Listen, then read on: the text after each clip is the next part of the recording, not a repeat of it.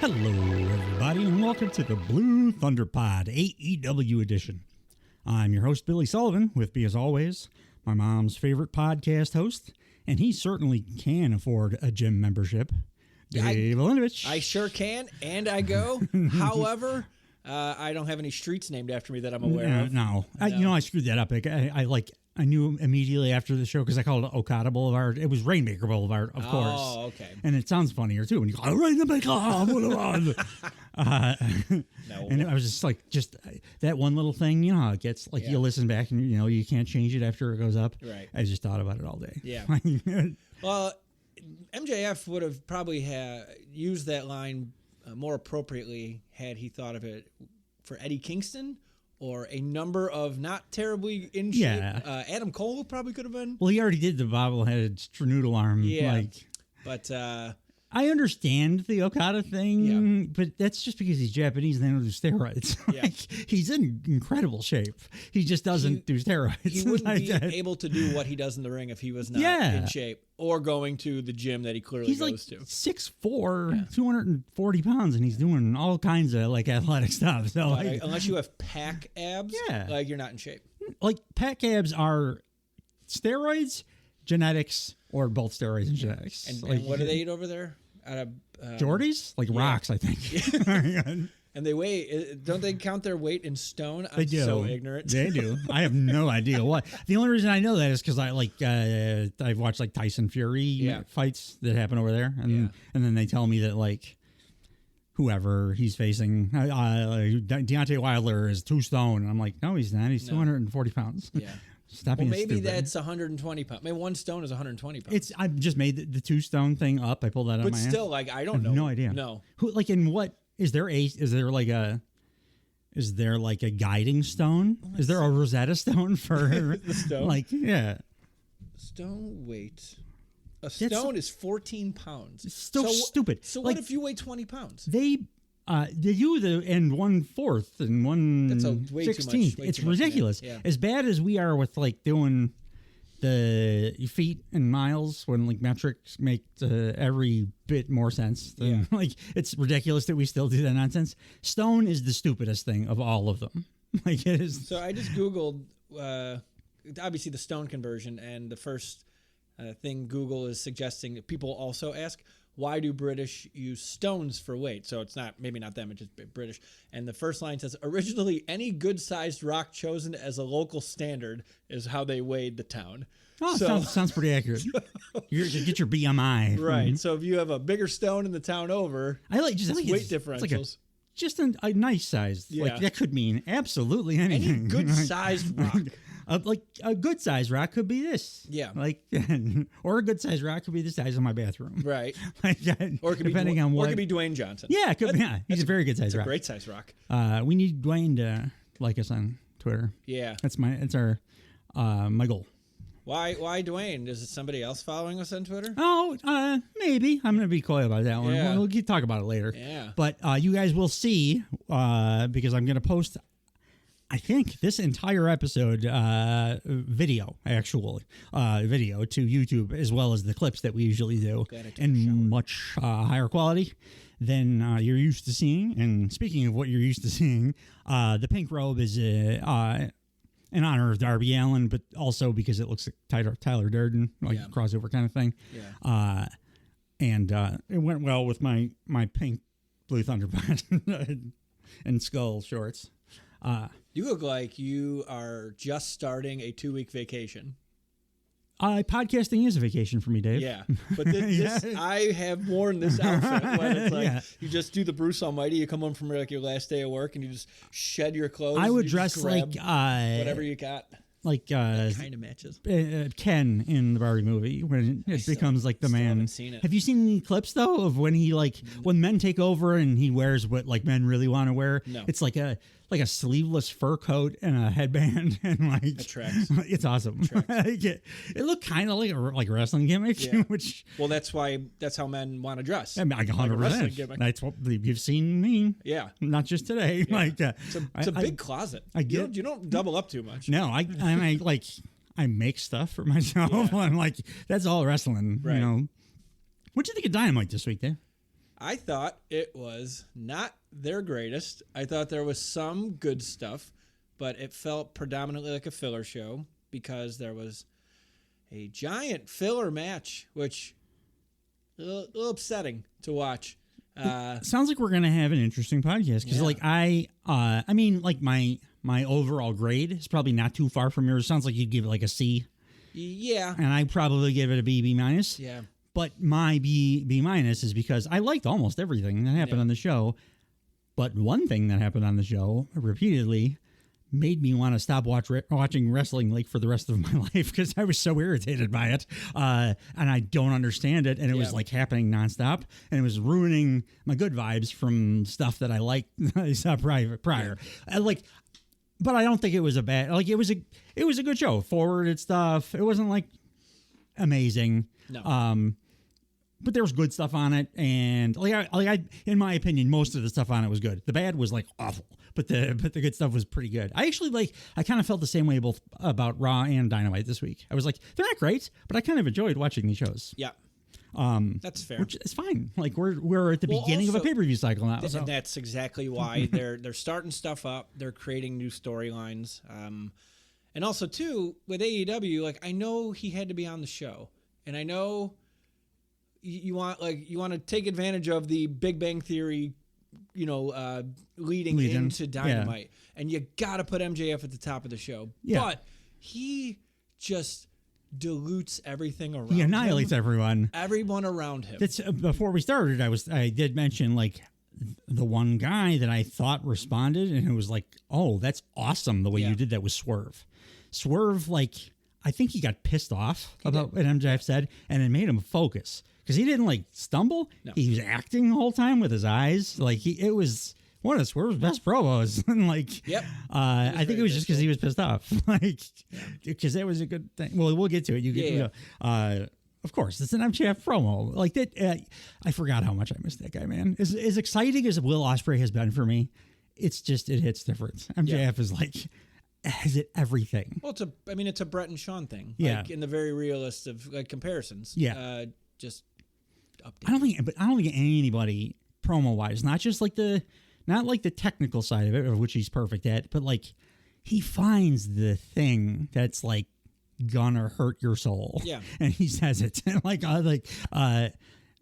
was.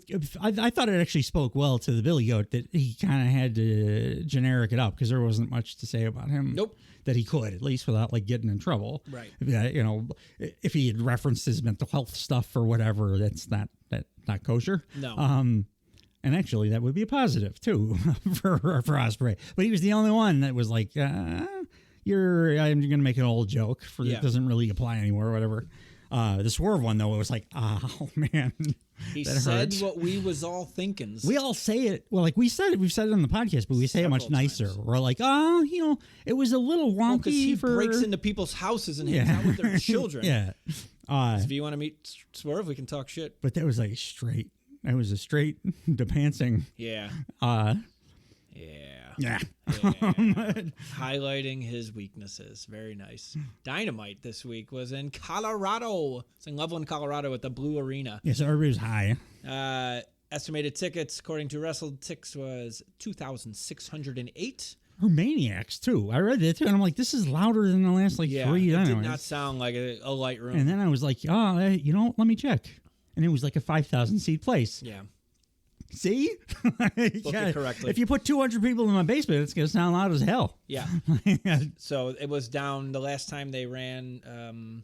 It said current 2024 quarter two Dynamite average versus 2023 quarter two average is 3,600 to 5,100. So it's down 30%. Yeah. Year over year, which again we were talking about last time. Product was not as hot, and it does those. It takes like the product gets good for a long time before it. I would be surprised if like starting right now, it didn't start seeing the Dynamite ratings didn't start like at least incrementally going up. Right. Because MJF just he also basketball. Like if you look at the finals, murders. It's gonna be an awesome finals too. But MJF before he got hurt, if like there were like I hourly breakdowns that you could look at and see that there were people that were watching MJF and literally nothing else on Dynamite. They would just tune in, watch MJF, and then turn it off. But those are like added ratings because that's people that are watching Dynamite for some amount of time. Right. So I think just having him there and obviously motivated, we're going to start seeing a little bit of the ascension from the good work that they've done this year. And then now they finally are getting, it's just like it's Hater and Hangman left and Kenny, but he's like, who knows? And Britt. Well, everybody keeps talking like Britt they're done booking her, but she's pretty adamant that she's got a pretty bad, like a back injury. And that's why she's out. I think Ricky Starks, did you see Tony Khan talking in the interview about Ricky Starks? Yeah. Which was like, I kind of want to release him from his contract is what his like eyes were saying. He was been a big part of the 4 out of 5 years of Yes, what are your plans for him? He talked about what Ricky Starks had done for the last like 3 years. Ricky Starks is great. Ricky Starks is a huge part of this company. I have him over for dinner. He said, I would love to have him as part of AEW again. Like, what? Isn't he under contract? He's like tweeting and he wants to be on TV and stuff. Like, what are you doing? Let him go if he wants to go. Like, Cody will take him with open arms. Oh, they're boys. And I think Ricky Starks would do very well in WWE. He's got that kind of thing. Yeah. I think, by the way, I think Private Party should go to the Fed as well. No, they're back. They're back. I saw them. They're back in the. And when I saw them, I was like, "Oh, these guys should go to the Fed." They would benefit from more established since they're like really tag team focused right now. Yeah, this would be a shining time for any established tag team to go into WWE. On a Reddit thread, it was brought up who like during the Triple H era who has been had like disappointing booking because there's been very few, and then when I was running down the list in my head. It was all black guys. Like New Day has been relegated to like just repeat matches. Street Profits are not getting the push that everyone and us absolutely should be there, and they're nothing. Cedric Alexander and his the tag team that they made, and then essentially may as well have released immediately. It was like 3 or 4. Bobby Lashley was big hurt. Over guy. They don't even talk about him. That's all. Raggo. That's all explainable. The Street. Yeah, I don't get the Street Profits because they are half of them is the greatest wrestler on the planet right now, Angelo Dawkins. Yeah, and the other one is not too bad. No, the other one is like an even better Montez Ford. I can't get that. We'll talk about them on WWE. We'll talk about all that on WWE because that's very interesting. Because AEW Dynamite. Really quickly, as my perennial AEW episode will say, on the official AEW website rankings, the current TBS champion is Jade Cargill, and it is not a post thing. I wrote the URL down. I did it this week. Yeah. If you Google AEW rankings, the Jade Cargill one pops up. Yeah. And then if you scroll down a little bit, the actual one exists. Nope. So but AllEliteWrestling.com / AEW everything rankings. About it is that old one. Yeah. I'm not defending it. Yeah. I'm saying it's pretty funny and it's ridiculous that they haven't hired somebody to get rid of it. It's just sitting there. They're 2 years old. Get rid of it. It's the first thing that comes up when you Google AEW rankings. Yeah. It's insane. Well, even the newer ones are old too, but they're old by a couple months or a month and a half or whatever. The one that comes up is from 2020. This is it. 2022, August 31st, 2022. AEW rankings. There's no post. There's no date. I know. There's no nothing. But if you go back to the Google search portion, no, that's irrelevant. That's computer to computer. That's your cache. That's true. Yeah. So these are all 2022. April 2022. Of course, because the URL is very clearly what you would use for your rankings. How did they not have this is not an intern to fix this? This is an old photo of Adam Page. Nyla Rose is still champ. Chris Jericho is still champ. Actually, this has Kenny Omega and Adam Page as tag team champ. That had to be early 22, right? August 31st, 2022 is the last one. It is inexcusable. It's embarrassing. And I've done it since you've been talking about it. I've periodically been Googling because that's how most people go find stuff. Yeah. I've just been Googling AEW rankings and it's that one that pops up every time. You can fiddle around to get to the real ones, but nobody's gonna do that. People are just gonna Google it and be like, what? The real ones aren't on the website. They are. You just have to get to them in an odd way. I actually had them pulled up next to each other. It's humiliating. It's ridiculous. It's not on their main site either. Like it's a different, weirder URL too. But like it should be at the top. News, events, roster. It should be the only rankings on the goddamn website. Community. More importantly, AEW games, shop AEW. There's nothing in their header that says anything. And then if you search the page, there's nothing that says rankings. Nothing. Zero things. I don't know. I'm beating a dead horse here. They've whitewashed it. At least they're still like being pretty consistent about like records and stuff. Ish. Yeah, that's always going to be ish. Yeah, but it's a lot of tournaments and battle royals. It's easier to book that than it is rankings. I agree. But I challenged them. I'm like, you can, if you try hard enough, you can do it. And they're failing at that. So like that's a little irritating because I really like the rankings. Yeah, it takes a lot of work, but fucking do the work. Yeah, like you're asking people to watch your show every week and make you billions of dollars. You're about to get this big giant media deal. Put in the effort or hire somebody. Or don't mention something a year or two ago or after Punk gets fired and go, the rankings are back and make us feel like it's a big deal because I remember I was going crazy. I'm like, that's not my favorite thing. You and this fan base, like the diehards of this company, love the rankings. Yeah. I get your point. It's not for me, but like I get the excitement. I get how it's an easy way to tell a story. Even if you don't have a number one contender, you can bake in and legitimize people by bumping them up the rankings and make number one contenders like in a different fun way. And they have it. It's there. They own the fucking domain. Like just use it. A high school intern can fix that in 10 seconds for them. I could fix that in 10 seconds. Yeah, of course you could. The other thing, the reason I like the rankings is even simpler. It's the same reason I like tournaments in wrestling is because like I liked when I was a kid, I liked movies like Bloodsport where it was like the whole movie was just a big tournament, the guys fighting and then we're ranked and stuff. And it makes me think of that. Like I like that feeling, like watching tournaments where people are moving up and down round robin tournaments or whatever, like or seeing where they're seated to start because that happened in like every Jean-Claude Van Damme movie that I loved when I was 12. And it makes me feel that. Happy Gilmore. So I like rankings. Like, I don't need them to be even, they can lie. I'm a wrestling fan. Yep. I know you're lying to me most of the time. Mm-hmm. I'm cool with it. Yep. Like, do rankings that don't really make sense or whatever. Just do them. Just be consistent with the lie. Yeah. That's it. Yeah. You make your universe, so you make the rules. Just stick to your own rules. Yeah. That's all.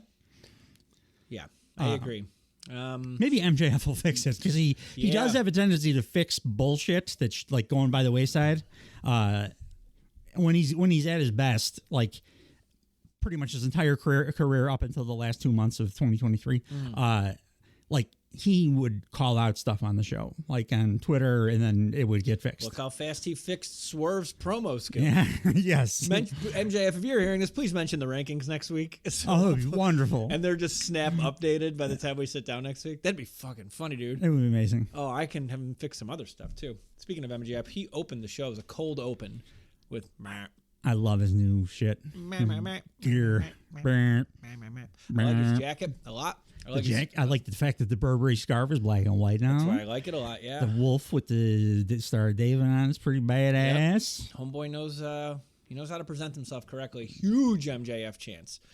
I was chanting it in my basement by myself. Nothing else. Rocky was just looking at me. What the fuck is wrong with you? No, he was speaking 4 a.m.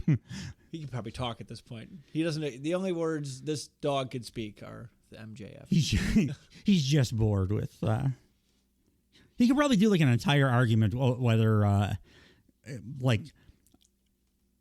hard hitting, impactful, but kind of dangerous wrestling once a week is better or worse than like safer wrestling 5 times a week. Yeah, because we've talked about that like 12 times.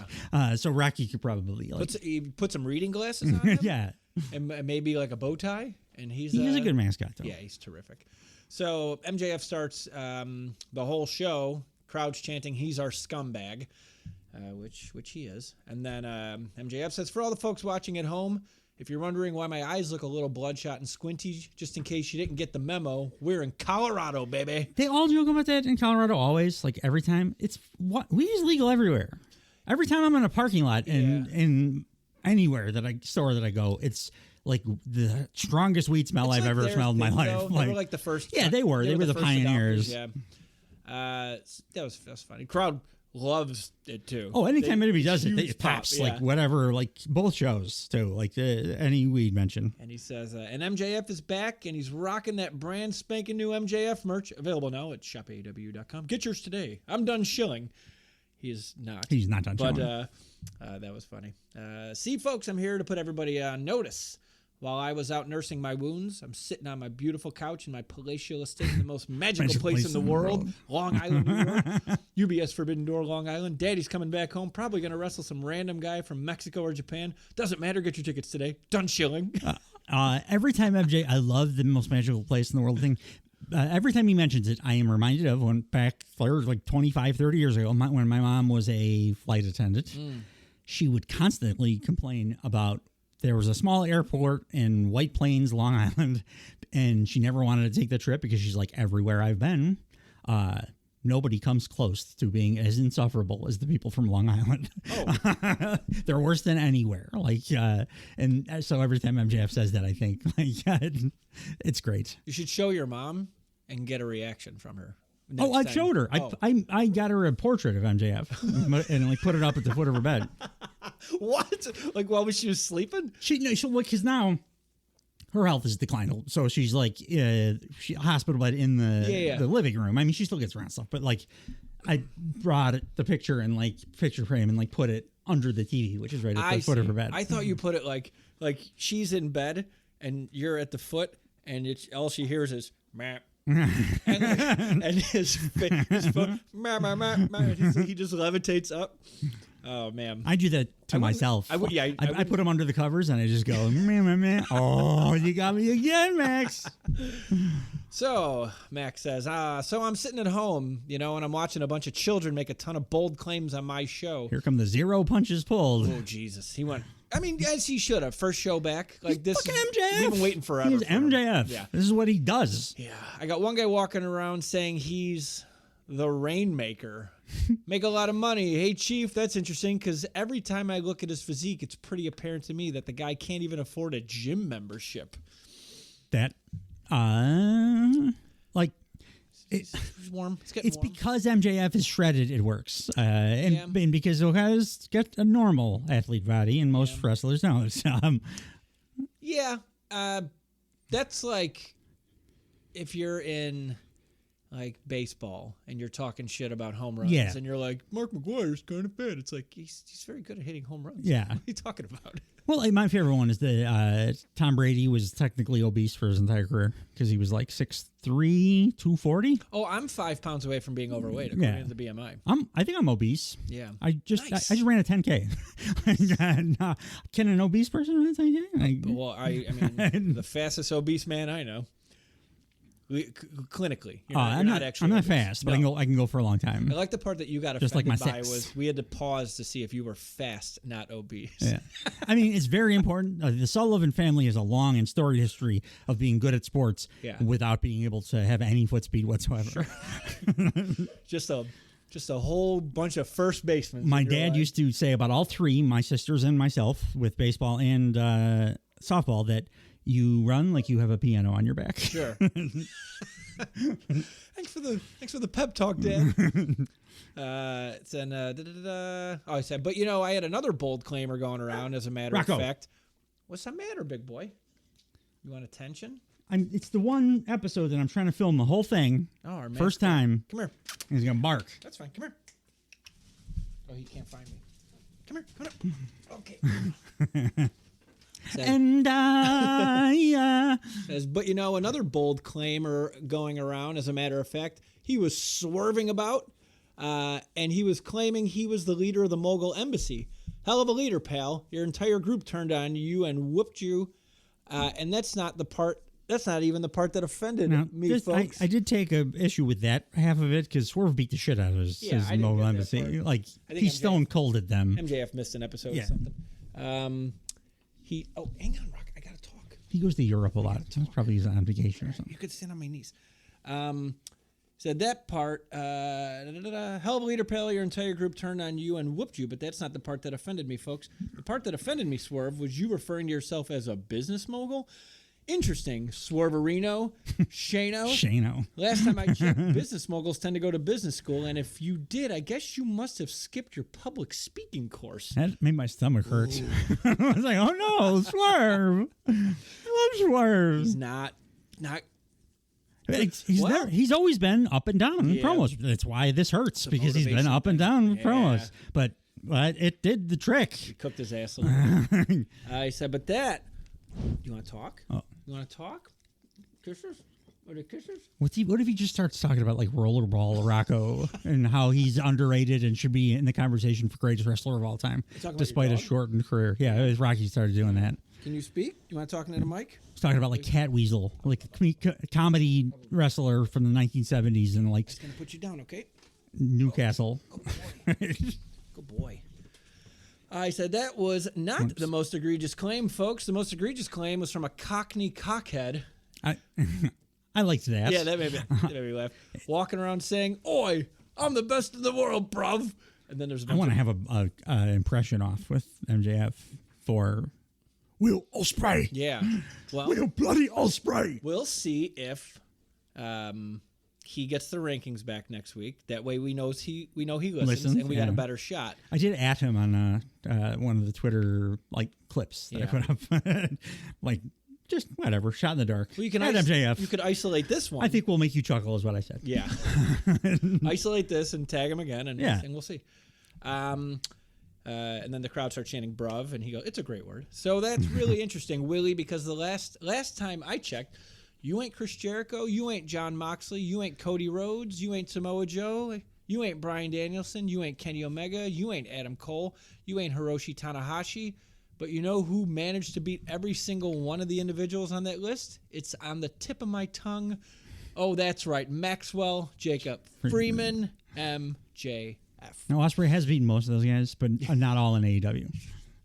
I mean, also, too, when he said that, I'm like, yeah, I get it, dude. But, like, kind of a weird angle to take. Yeah, yes. He just got there. You've been there 5 years. Yeah, You know what I mean? Like, yeah.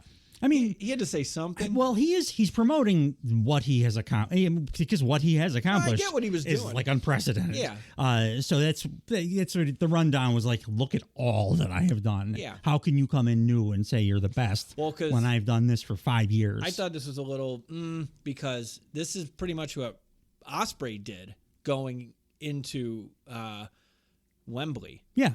It was the exact same. Like, who else has beaten Chris Jericho, Kenny Omega, and whoever the hell else it was in the span of 3 months? Okada. Yeah. In 2 months. Yeah. Right? So I'm like, okay, well, Ospreay, okay. I think I made my point. So still effective, but still.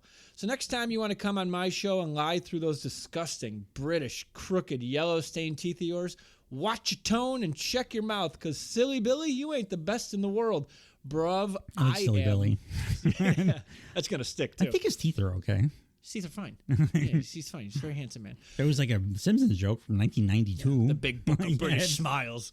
Dental plan. I am the guy who did the impossible in 5 short years of national television exposure. I became the man, the face of AEW. Back to the list. I was waiting for him to say Punk, and he never did. I think he mentioned Punk in the first. In that list, you are not you are not like he didn't mention him on that list. I thought he was going to. Because he mentioned him at the pay-per-view. He said CM Punk once. It was on one of the shows. He said CM Punk. Well, I think it was at the pay-per-view. You're right. Now that you're saying it, but still in this list, like you're going to rattle off everybody you've beat. Because he did say Cody, so I'm like, not everything's off limits. Cody's his boy. Of course, Cody's his boy. He's like everybody's boy. Yeah. Apparently not AJ Styles' boy. We'll cover that. But oh, really? Did you watch SmackDown? Not really. I was doing a lot of audio video stuff. Oh, then I can't wait to tell you what happened on SmackDown. Did they get in a fight about whether the Earth was flat? There was. They got Cody started cutting the Austin 316 promo, and AJ Styles said, "You don't talk about my." Oh, Jesus. you told me this. No, that was 10 years ago. Oh, okay. Yeah. This is called classic misdirection. To keep I gotcha. Shows. Yeah. But no, they did have there was a little bit of a spat. The gay community. If you have not listened to our Blue Thunder Pod WWE edition, it drops at the same time as this one. So go give it a listen. MJF goes on. I created some of the greatest matches, moments, memories, and interviews in the history of the sport. I became the most hated man walking this planet, only to become the most beloved. And that don't happen by accident, babe. I beloved him from day one. I'm also going to start calling people babe. I did like that. I do the Dusty one because I do the Dusty thing so much that I've started calling people daddy. All right, daddy. With that robe on, yeah. So imagine how I felt when I go home to heal my wounds after carrying this place and people had the audacity to try to smear my name. Revisionists trying to revise my history, revise my legacy, revise my name. And then very inexplicably, I should say unexpectedly, because it's very explicable, Rush's music hit. Yeah, and they teased it earlier. Awesome. It's like the perfect first guy to fight. MJF's promo here made me think about it too, and like people do generally talk about, and they were just all wrong. That like, oh, his title run was a bad one, or it was no, he had its bad tail end of it because like they were booking like garbage for the last couple of months of 23, but like he had like my favorite AEW match against Danielson, the Iron Man. He had a bunch of like classics. Right. He defended the title on like every pay-per-view, and it was like a 4.5-star match every single time. Just because like the very tail end of it didn't go perfect, wrestling fans were like, nah, it was a waste. No, I'm like, what are you talking about? This is probably the best championship run they've had. This is why people need to not comment on message boards. Yeah. Like, okay, sure, have an opinion, but also like, okay, who had a better one? Who had a better title reign than Matt? It's a dead ass question. Nobody. Like in AEW, who had a better title reign? Than no one. No one. It's the correct. Like, I thought Hangman's was underrated too, but also not even close to MJF's. No. Kenny Omega had the best character stuff going on when he was like super heel. When he was the belt collector? Yeah. That was cool, but it still wasn't as good a run as MJF's. No. Like the only reason MJF's is so tarnished is, like you said, it's the tail end of 2023, and it's because they put him in how many multiple feuds at the same time? And he was like, they had no one else. Vignettes nonstop. Yeah. They just put him on TV so much. There's nothing I could do. No. It was like on The Simpsons, since you just mentioned him, the show started out being Bart focused. Yeah. And then everybody's like, oh, we love Homer. Yeah. And then like we had to cool off on him after a while because it was just like way too much. And then like that's why we have other characers on shows, because one guy can't be the focus of a show. And never change. Like John Moxley. Yeah, John. Oh, can't wait to get to that. Wheeler's back, Dave. Give it up. I will not. Wheeler! Not for that. Not for that. He had fun in the match too. Yeah, it's good. I had fun making a sandwich while the match was going on. Rush's music hit. I was downloading rings for WWE 2K24 while that match went on. Yeah. So yeah, me too. I got some nice Munster. Ooh, I love Munster. Turkey, ham, and Munster. Mayo? Yeah. Got it. And like just of mustard. Did you ever have Kewpie mayo? What? Kewpie mayo. It'll change your life. Kewpie mayo? Yeah, Kewpie mayo. No. It's made in Japan, but you can get it here. I was a Hellman's man my whole life. Yeah. Kewpie mayo will change your life. It's the greatest. It's a little more expensive. It comes in a smaller bottle, and it's the Japanese often use it in sushi, but it's mayonnaise. Yeah. And it's like the highest quality. It's like French, like homemade mayonnaise. It's amazing. I'm gonna have to try that Kewpie mayo. Yeah. Be warned though, it will ruin you on other mayonnaises. Maybe I'm going to stay. The best shit. I like to bring out the Hellmans. Bring out the best. Roosh came out. He did. Which is, he didn't say horns like horns this time, though. I didn't know he spoke English. He spoke way better English than ever has before. So that's a new thing. So Roosh comes out. He's at the top of the ramp. MJF's in the ring. He says, MJF, much like these stupid, filthy, ugly Americans, you never, ever shut up. And some guy in the crowd. It's true. He goes, he's not wrong. He's not wrong. He's not wrong. And it picked up crystal. It was perfect. For as much AV issues as this company had, they really are miking the guys in the crowd that are crushing. You know what it reminded me like of Heyday Simpsons bit, where the guy that was off would yell the line, like the one-liner. That was like a regular thing. That's how clear it was. Yeah. It was just amazing. You're not wrong. It made me laugh out loud. Oh, I like rewound it a few times because it was beautiful. Super funny. He goes on to say, listen to me, but listen well, perro, dog. When with with you gone, I've been here working hard, wrestling, winning. And then he says something about mothers in Spanish. For like 8 months. But. Yeah, none of this track. Something in Spanish about. I just heard madres, so I'm like something about mothers. He did just try to kill a guy in Collision a few weeks ago. The match I was talking about where he threw the chair in the ring to get the ref to scamper over there, and then just got the cables and tried to kill a guy. I like to use the word scamper because now I think of the ref walking like he's an Atari character. He kind of did. He's like, oh, we're going to get this before Rouge gets in here. He's not bending his knees to walk or anything. So now you come back and you get a big celebration. Where's my celebration? Where's my big moment? Where's my big moment? Says it twice. I deserve your spot, so now I'm going to take it because when you mess with the bull, look at the horns. You don't. There's no celebration, Rouge, because everyone is afraid to be anywhere near you. Also, what did he win? He wins matches. Baddest motherfucker award. Yeah. Fight Haku, and then we'll talk. He wins the award for losing the most matches, where he also does permanent damage to his opponents.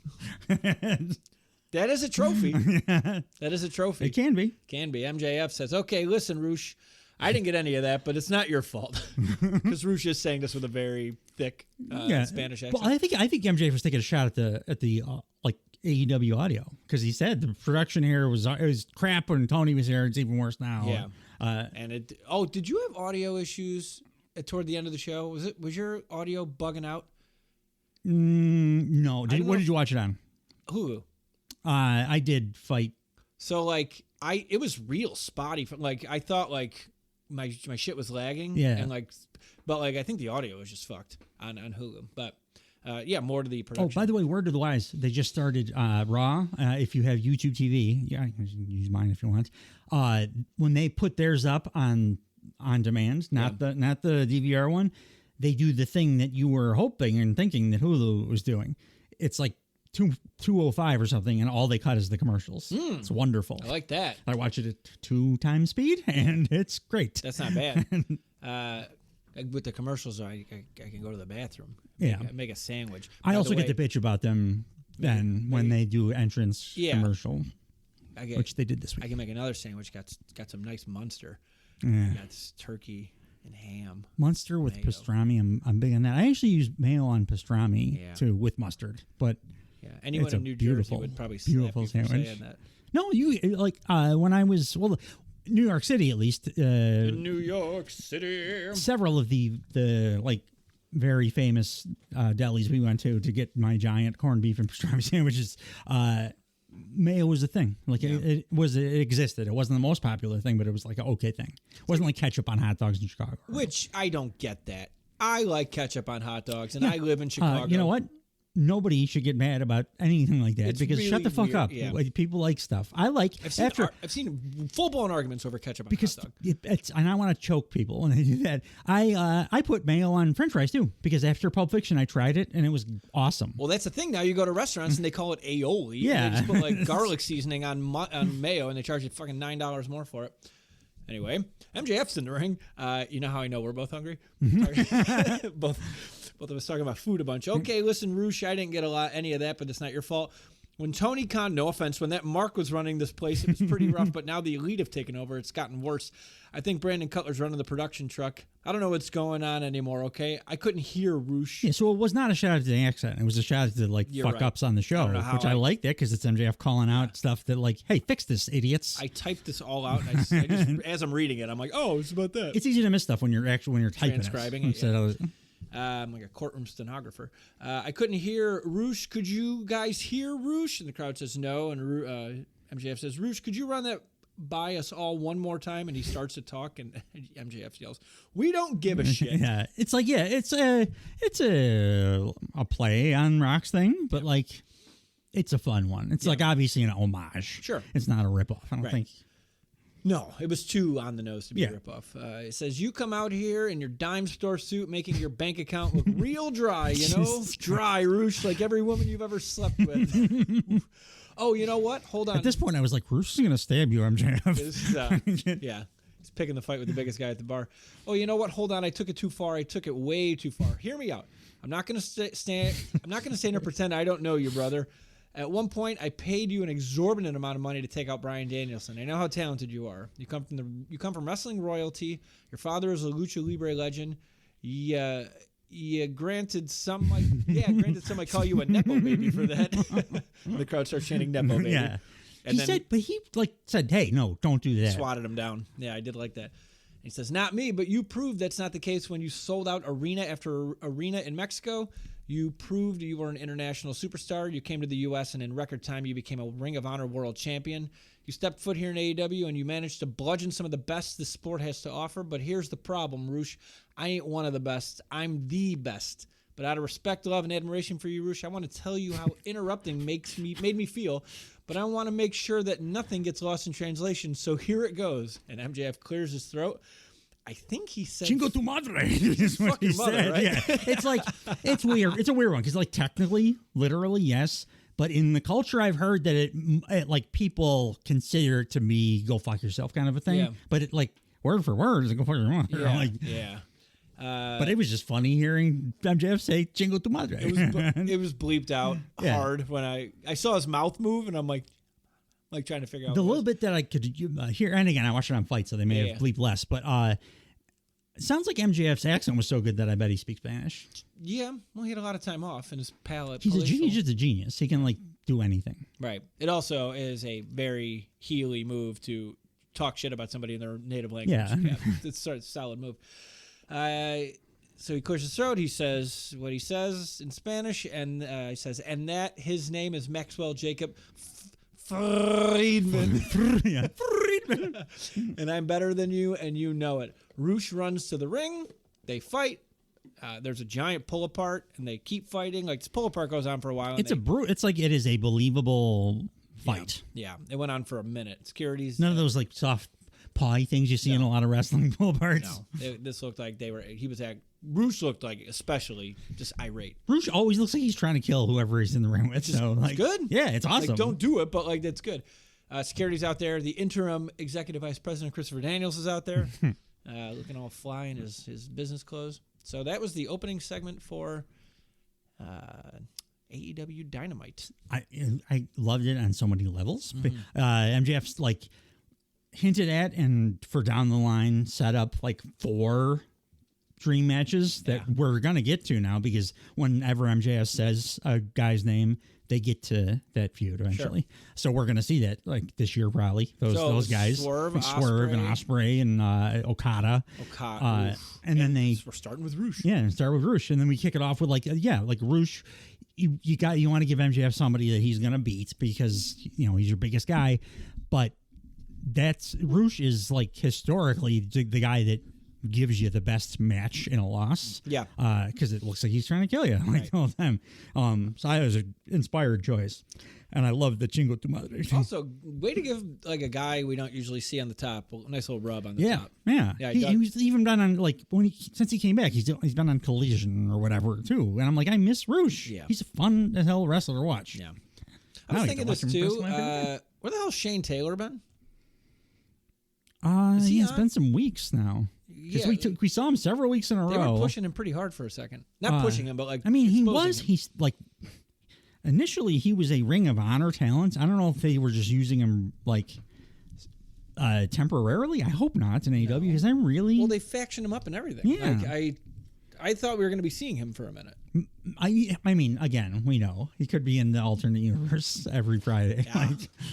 He's down there with Ken Griffey Jr. Which is even weird. It's even weirder now because it's the alternate universe during the NBA playoffs, which is Rampage could be on a Tuesday morning or something. It was not Ken Griffey Jr. I believe it was Steve Sachs that fell into the... It was Lee Smith. That fell into the black hole? I think. Lee Smith. Ozzie Smith? Ozzie Smith. That sounds about right. It's Ozzie Smith. Steve Sachs got all the furniture out of the house. Yeah. And then the lady had him Sexy boy. Yeah. What else? Jose Canseco was a chicken. Ken Griffey Jr. got gigantic. Wow, there's part in my mouth. His head get big. Some kind of tonic. Up next, we have a hype promo for Roderick Strong, or he is climbing stairs. It's super serial. There's no more jokey Roddy left. I love it. He seems like a killer. Yeah, who is definitely not going to win tonight. So they were setting up the title. He has a world title match tonight with Swerve. Why does Roderick Strong get a title match? Something happened on Collision, and I didn't watch it. Great reason to book a world title match. It's great. Really need. This is when the rankings would be very fucking. It would effective. help. Yeah. It would help. I did. I mean, like I'm always here for a Roddy Swerve match, but I agree. Like a world title match out of nowhere. Yeah. I don't know. He just lost his international title. Yeah. He's automatically getting a world. Although that was the same argument. I should watch Collision before I start saying that. Like maybe something did happen that made sense. No, you shouldn't have to. And if something was important enough on Collision, should have mentioned it on Dynamite. Probably. Like this. Hey, what are we gonna do for the international championship? Oh, let's have a #1 contenders match for the international championship, and let's make sure that Jay Lethal is somehow the weakest part of it, and he's still pretty fucking amazing. Yeah, exactly. This is one of the most fun things I've watched in forever. I love that. I couldn't get over how it was Orange Cassidy, Kyle O'Reilly, Jay Lethal, and Ray Phoenix in an international title #1 contenders fatal 4-way. Went 9 minutes and 26 seconds. I'm super happy with the win. Who got the win too? Yeah, I loved it. Yeah, I fucking loved it. I think it was so probably the best match on the show. Yeah. Orange Cassidy, by the way, since we're sticking to canon here, he is back in his regular clothes, and the background color of his shirt is back to white because he's no longer evil. Stuck Orange with Pixies. Yeah. Yeah. So good. Yeah. And I really like the Willow potential. Like. Oh them. Yeah. Yep. They were good. That would be good crossover. Yeah. I'm very happy with that. So the match, I wrote just a couple spots on the match. At one point, Orange Cassidy tries a Stun Dog Millionaire, and it gets turned into an armbar by Kyle O'Reilly. By the way, Kyle O'Reilly, most underrated wrestler on earth. He's the best counter wrestler I've ever seen. I've been saying it for years. I absolutely love him. I want them to break up the kingdom whenever Cole is healthy and just do Cole, Roddy, and Kyle O'Reilly again. Make them dominant. Yeah. I don't care if they did it before, like in another company or whatever. Just do that. They complement each other perfectly. You could do Roddy and Kyle as a tag team again or whatever. Just those three though. Yeah. No extra nonsense. Just those guys are unbelievable. Yeah. Kyle O'Reilly had, that match on Collision he had with Will Ospreay, like isn't an argument for the best match that was not Bryan Danielson with Will Ospreay that he's had in the company. But it's on Collision, so yeah. So nobody saw it. Yeah, Stun Dog Millionaire turned into an armbar by Kyle O'Reilly. They have a tight shot on the armbar, and then Ray Phoenix comes out of fucking right field, lands a splash off screen to cover Kyle O'Reilly, and then behind them you see Jay Lethal drop an elbow on the back of Ray Phoenix's head to break it up. Camera work's important, and this made it look like I don't know what the hell's going to happen next. Yeah, people falling from the sky. That's one of the things I liked a lot about, and I bet they learned that in what I'm about to say and implemented here. But like those casino gauntlet matches, they did that a ton, where they would make sure that the Lucha Libre guy that's like about to do a top rope thing or about the springboard is just off camera, so you just see him flying in and dropping a whatever, like a 360 leg drop or something. It's like, oh my god, he just came from heaven. Both companies do very cool shit with cameras now. Oh yeah, like all of a sudden wrestling had with shitty camera work everywhere forever. And then like the last year and a half, it's amazing. It's amazing. It's like it really is. That's like, and we're not overstating it. It's just, it makes everything feel so different. And they keep trying new stuff like every week. Yeah, which I'm very fine with. Jay Lethal has Orange Cassidy in a figure 4. Kyle O'Reilly has Ray Phoenix in a standing guillotine. Jay Lethal recognizes that Ray Phoenix might tap before Orange Cassidy, so he lets the figure 4 go, and then he breaks up the other submission. Yeah. Love that. Like, that's a cool little thing I've never seen in a match before. Yeah. So I know you didn't see the match I was talking about, but did you happen to see the way that Will Ospreay countered the standing guillotine? No. Oh my god, I don't even tell you. I'll find a GIF and I'll send it to you or something. You know what? I record Collision every week. Oh yeah, just go to the main event. It's a main event. That's all you gotta do. Go to the main event. He does it. Ospreay does another one of those things that like I don't understand like CGI, and that's the same match that I was talking about, the hands-free kip up that we were kind of going back and forth on. The reason it was so amazing is the hands-free kip up came as a counter to a leg sweep. Oh. So like O'Reilly swept his legs and he just kipped right back up without touching anything. It was magic. It would have been better had he not smiled and revealed his ugly British yellow-stained crooked teeth, as MJF told us. It would have been better if it would have been on a show that people watch. Yeah.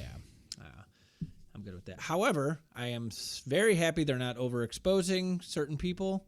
On Dynamite, at least, I would be twice as annoyed if I turned on Collision and I saw all these guys I don't want to watch wrestle all the time. Keep them special.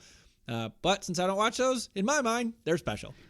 For me, I think I realized it's different for different guys. Like Ospreay, I like him wrestling every week. Yeah. Swerve, I kind of like. At first, I was like, no, don't do that. But since they've been doing it lately, I'm enjoying all of those matches. And he's like doing innovation in everyone. Right. And I like that. But MJF, I want him only on pay-per-views. Yeah. To wrestle? Yeah. Yeah. Talk all week. Talk every week, yeah. I don't want him to wrestle, but twice a year maybe on TV. Yeah. Like at Winter is Coming or something. I was thinking about this with Swerve, too, because I know you said you like that he's a fighting champion. I do as well. My only issue with these world title matches, or even like eliminator matches, the ending is never in question. And that, at least the eliminator matches, there's no time, but you can convince yourself for half a second on a really well executed near fall in an eliminator. If it's a title match against Roderick Strong, this is zero. It's the reason I had to take a quarter point off for the Christian match, because it's a 0% chance. Never in doubt. A eliminator, there's like a 0.1% chance. Yeah. I think it worked really well when Orange Cassidy would do the international championship open challenges every week, because that was plausible, and the more he did them, the more beat up he got, right? So it's like, hey, this is some pretty clever storytelling here, and he's somehow pulling a rabbit out of his ass every week.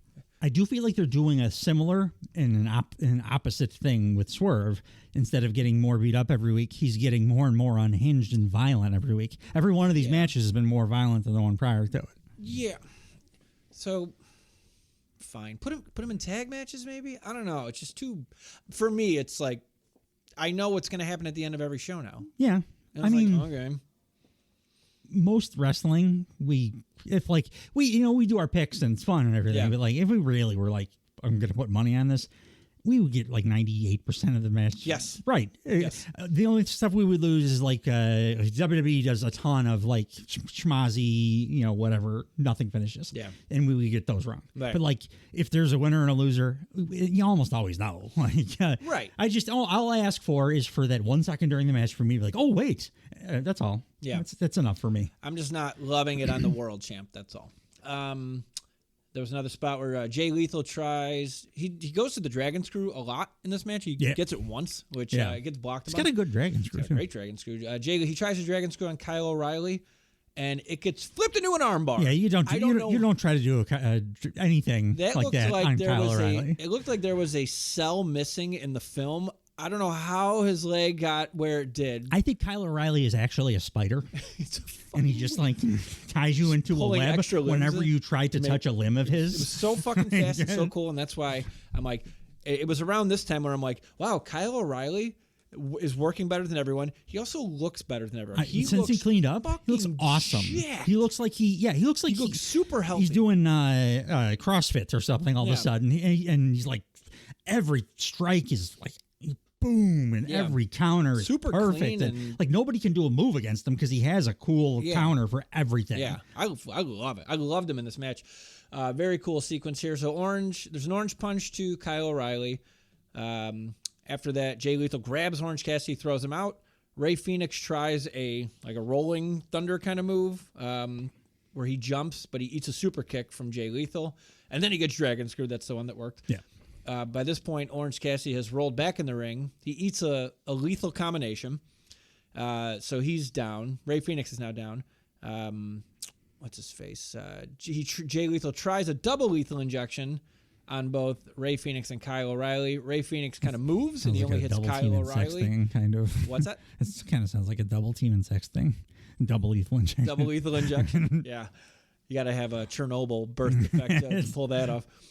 Ray Phoenix moves. He only hits Kyle O'Reilly, and then he rolls outside. So now it's Ray Phoenix in the ring, and he's faking a knee injury, which I love. I dug it. Jay Lethal goes for a figure four. He did a weird stumble, too, and I was like, is that a botch? No, it was him selling a weird, a fake knee injury. So Jay Lethal sees his knee's injured. He goes for a figure four, and Ray Phoenix rolls him up for the W. So straight up small package, which you almost never see these days. Yeah, I love me a small package. Just for where we clarity's sake, the last note on this page. Kyle O'Reilly is the most underrated wrestler in America. He is right there with every top in-ring guy in AEW. Yeah.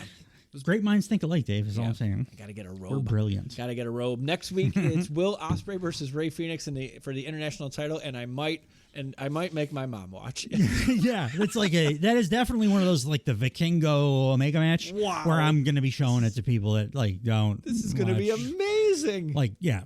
And he's holy shit. Little dude, big dude, holy luchador shit. match.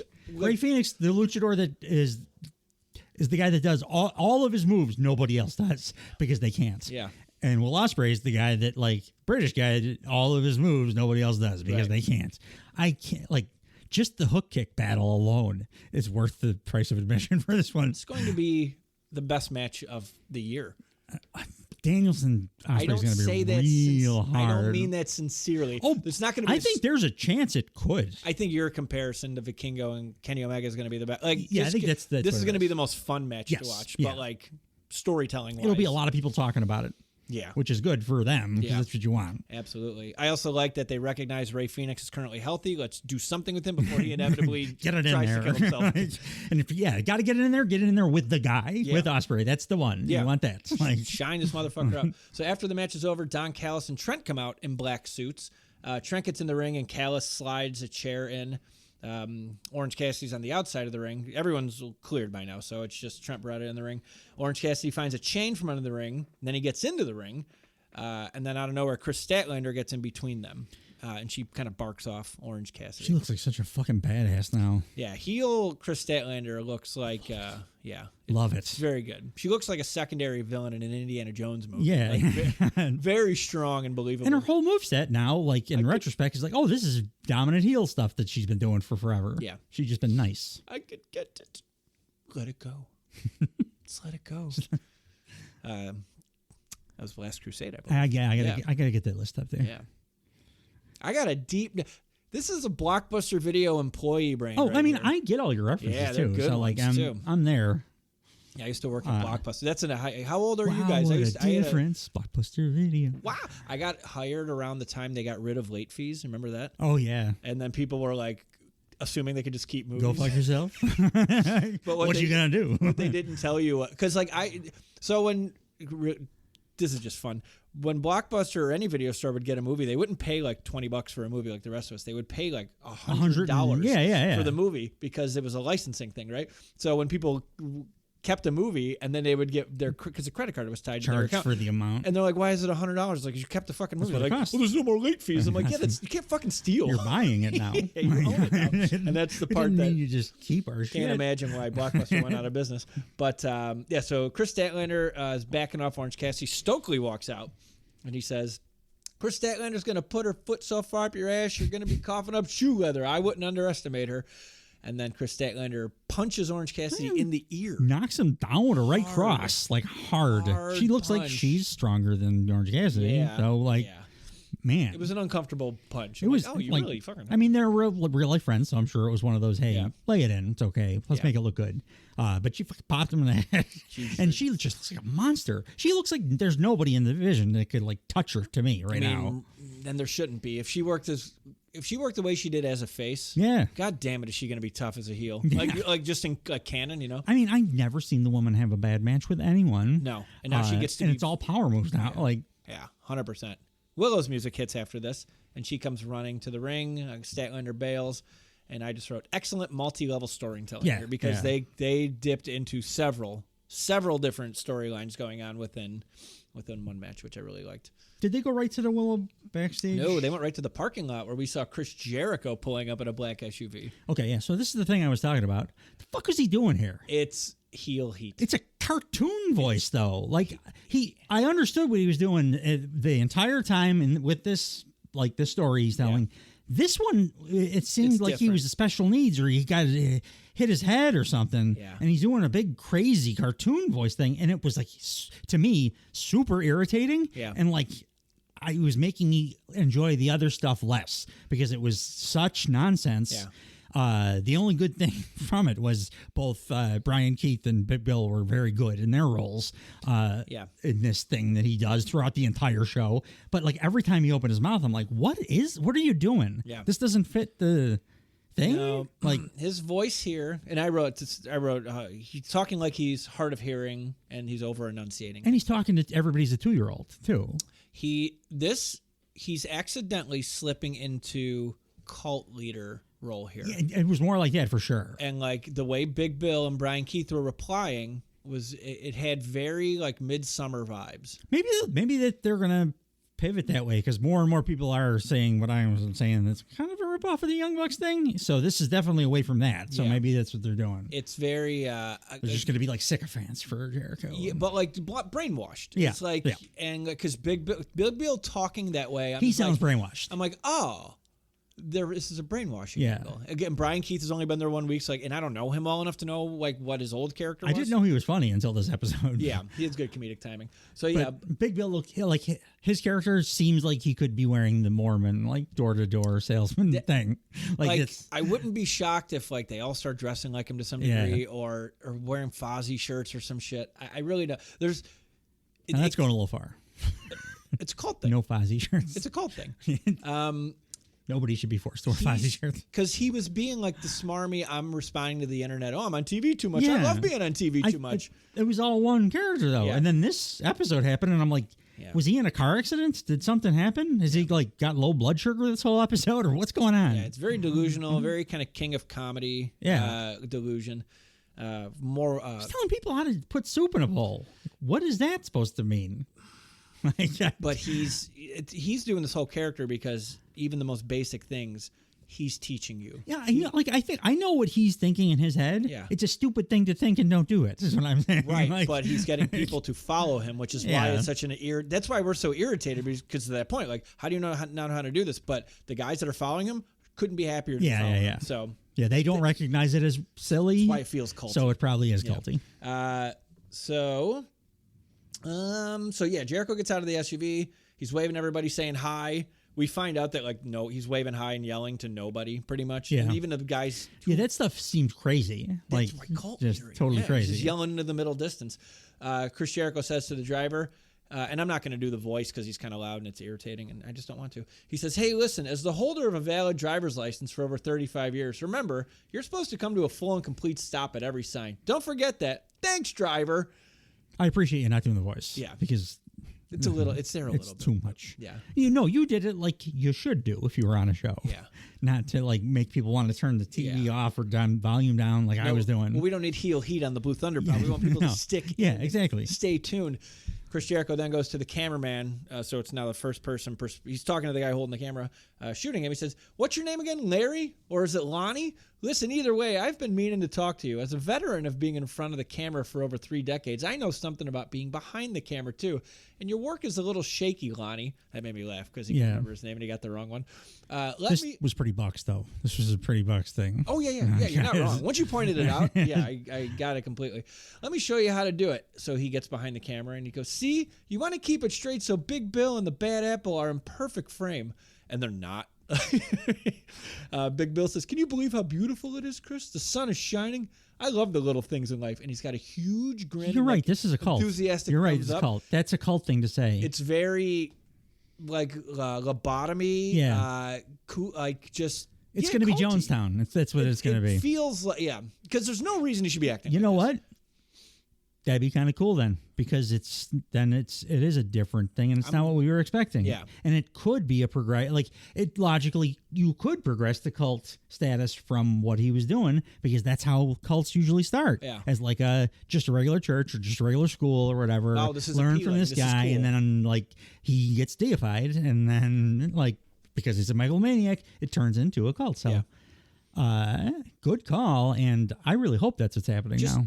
I would change the voice still because it's just too irritating. But well, also too, when we were talking, where I thought it was going, where he was just like an old vet with PTSD. They didn't go that route either. So we're just booking better shit. Yeah. At least to us, Chris. If you're listening, please subscribe. We also have you'd be the second megastar that follows us on the Twitter. That's why you don't want to do the voice.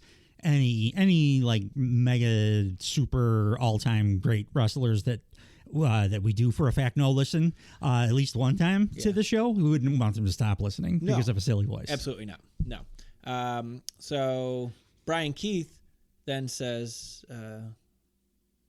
as he's talking to the cameraman, he said, "The disrespect. If you respected Chris Jericho, you wouldn't have a shaky ass camera." You know what's weird here? My thing auto-corrected to if you respected Christ Jericho. What if he started calling himself Christ? Are you going to join the cult? No, that would be good. Christ Jericho. Christ Jericho? If he hears this, there will be a Christ Jericho shirt on Shop AEW like by the end of the week. That's pretty funny. Brian Keith is doing the bad cop. Big Bill's doing the, like the thoughtful stuff. Like sometimes when somebody corrects you, really it's best to be introspective or like that kind of thing. And Brian Keith just keeps telling people, respect your Jericho. Yeah. Again, that's what you do. You had heavy. Jonestown had heavies. Yeah. Chris Jericho says, he's kind of right, Larry. You know what, though? I think so now he says both of his names.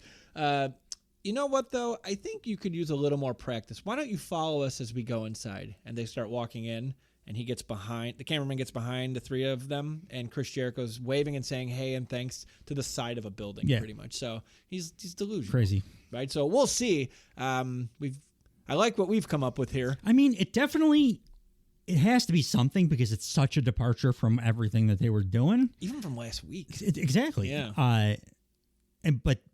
So it has to be something, and that is something that would make sense. Yeah. Like it would fit the story. Hasn't been a cult vibe angle in a long Bray time. I loved the Wyatt family. Like the beginning of it. All of NXT and a lot of the main roster, like the Danielson stuff or Daniel Bryan thing. Yeah. Well, that's when fucking awesome. That's about when it. And then I generally don't like supernatural stuff in wrestling, but I do like spooky, creepy metal or like culty things. Yeah, those are cool. At that point, he wasn't, I don't believe, supernatural. He was just backwoods bayou followers that happen to be 6'10" and actually threatening. Yeah. Couldn't buy him a new tank top though. Luke Harper's dirty tank top always his made me coffee stain that he had for because he had to put that there somehow. So I'm like, what did you have to sit in that? Because it looks, I don't know. I bet his wife did it for him. She seems super nice when she talks. I bet she put together his gear for him. Yeah, just sitting there eating soup at home, just dripping it down. Oh, maybe it was the beard. Maybe he actually did just spill on himself in catering every day. Now we had the Willow. So backstage we have Renee and Willow Nightingale. So is Willow hot now? Because I think she's hot now. Yep. Okay. Yep. Just making I was thinking the same thing. I'm like, what's up, girl? I was like, wait, you're hot. She looked fantastic. Yeah. So Renee says, haven't seen you since Double or Nothing. She said you lost your title. You were viciously attacked by your best friend. Where's your head at? And Willow says, I'll be the first to face the facts. I lost. Mercedes Moné is now the TBS champion, so congratulations are in order, Mercedes, today. But one day there is a score to settle because I know and she knows that I had her shoulders pinned to the mat for nearly like an 8 count. Only if it weren't for my friends. Mm-hmm. Oh, she's a good actor. She's unbelievable. This promo was great, and even the stuff that seems initially like a stumble, it's an acting thing that she's doing. I love that. Only if it weren't for my friends. Now Stokely, I wouldn't trust as far as I could throw him, and ironically, that ended up being a lot further than I would have anticipated. But Chris, Stat was my girl. I would have trusted her with my life, and she betrayed that. She betrayed my trust. And not only did she betray it, but at my lowest. And I always talk about this smile, right? I'm driven by this smile. This is my strength. But after being stabbed in the back, you don't know how dangerous that can be. And she's continuing that thing that I was talking about before, where like believably badass at the end of the promo. Absolutely. That also made her a little bit hotter too, I think. Yeah, I don't know what the attitude, new haircut, the look. The hair was different. She had a different kind of makeup thing happening. Yeah, she looked good. Yeah, she did. At this point, Orange Cassidy walks into the frame, gives her a fist bump, and walks off. So, breadcrumbing. Yeah, I'm thinking we're gonna need a mixed tag, probably. Good. When's the last time we had a good mixed tag angle? Maurice and the Miz was involved. I know Jesus that. Christ. What? You said good. That was wait. Did we say WrestleMania? That was like the most awkward and uncomfortable thing ever to happen following that match. Immediately, it was not good. This is the thing you wanted when Cena proposed. Oh, when you like a robot. Not like I love you. Will No. you spend your? This is the thing that you wanted. Yeah. Like, that I'm ultimately not gonna. I already like he probably heard me call him a midget. He tells everybody to suck his dick. You know, that's what I'm saying. We didn't say anything disparaging. It's what happened. He's got a great sense of humor. He Yeah, knows. yeah. He also, I believe, has a new wife. So, on the ramp next, we see Christopher Daniels, and he says, on June 30th at Forbidden Door, we will crown a new TNT champion in a ladder match. Now, last week I announced qualifying matches would be taking place for that match, and we're going to have another qualifying match right here, right now in Loveland, Colorado. I give it is that impromptu? Can I consider that impromptu? But no, that's a plan. They just didn't announce it. I'm okay with it. Yeah. And that match, by the way, the ladder match is Oh, I'm sorry. He did say ladder match, but TNT championship match will be a ladder match. Yeah. Okay. I prefer a tournament, but yeah, that's fine. It's kind of tournament, kind of small tournament, one-round tournament. Like WWE does ladder matches better. They just do. They have it perfected. That's the one thing that even when I didn't like watching their show, that was the one thing that was always good, especially if Kevin Owens was there. And AEW just doesn't. It's not as good. It's like the only kind of match that they do worse. Yeah. So I'd rather they do one of their other gimmick things that they for do the better. title. I see what you're saying. So this was a qualifier match. Jay Briscoe versus Brian Cage went 10 minutes, 16 seconds. Is Tony Khan ever going to see that? You said Jay Briscoe, Mark Briscoe. Jay, no, it's God Jay, rest his soul. It's Jay. You're right. Bad joke. I did write Jay Jay. Drilla. My bad. No, I've done that too on this show. Is Tony Khan ever going to recognize that Mark Briscoe is literally a fucking 5-tool player and he's like MJF but a babyface? No. Everybody loves him. The crowd adores him. Yeah. He knows exactly how to behave as a babyface, innately, like I've rarely seen in my life. He can go very exciting matches. He's also very dangerous seeming in the ring because he's very violent. Yeah. He's excellent. He's one of the best promos on earth. Yep. And he's been Ring of Honor and multi-mans. What the fuck? I know he won here. I hope it leads to him winning a belt or whatever. But he should be near the top of the card. There's one guy that does the everything thing better than him, and it's MJF. Yeah. That's it. Yep.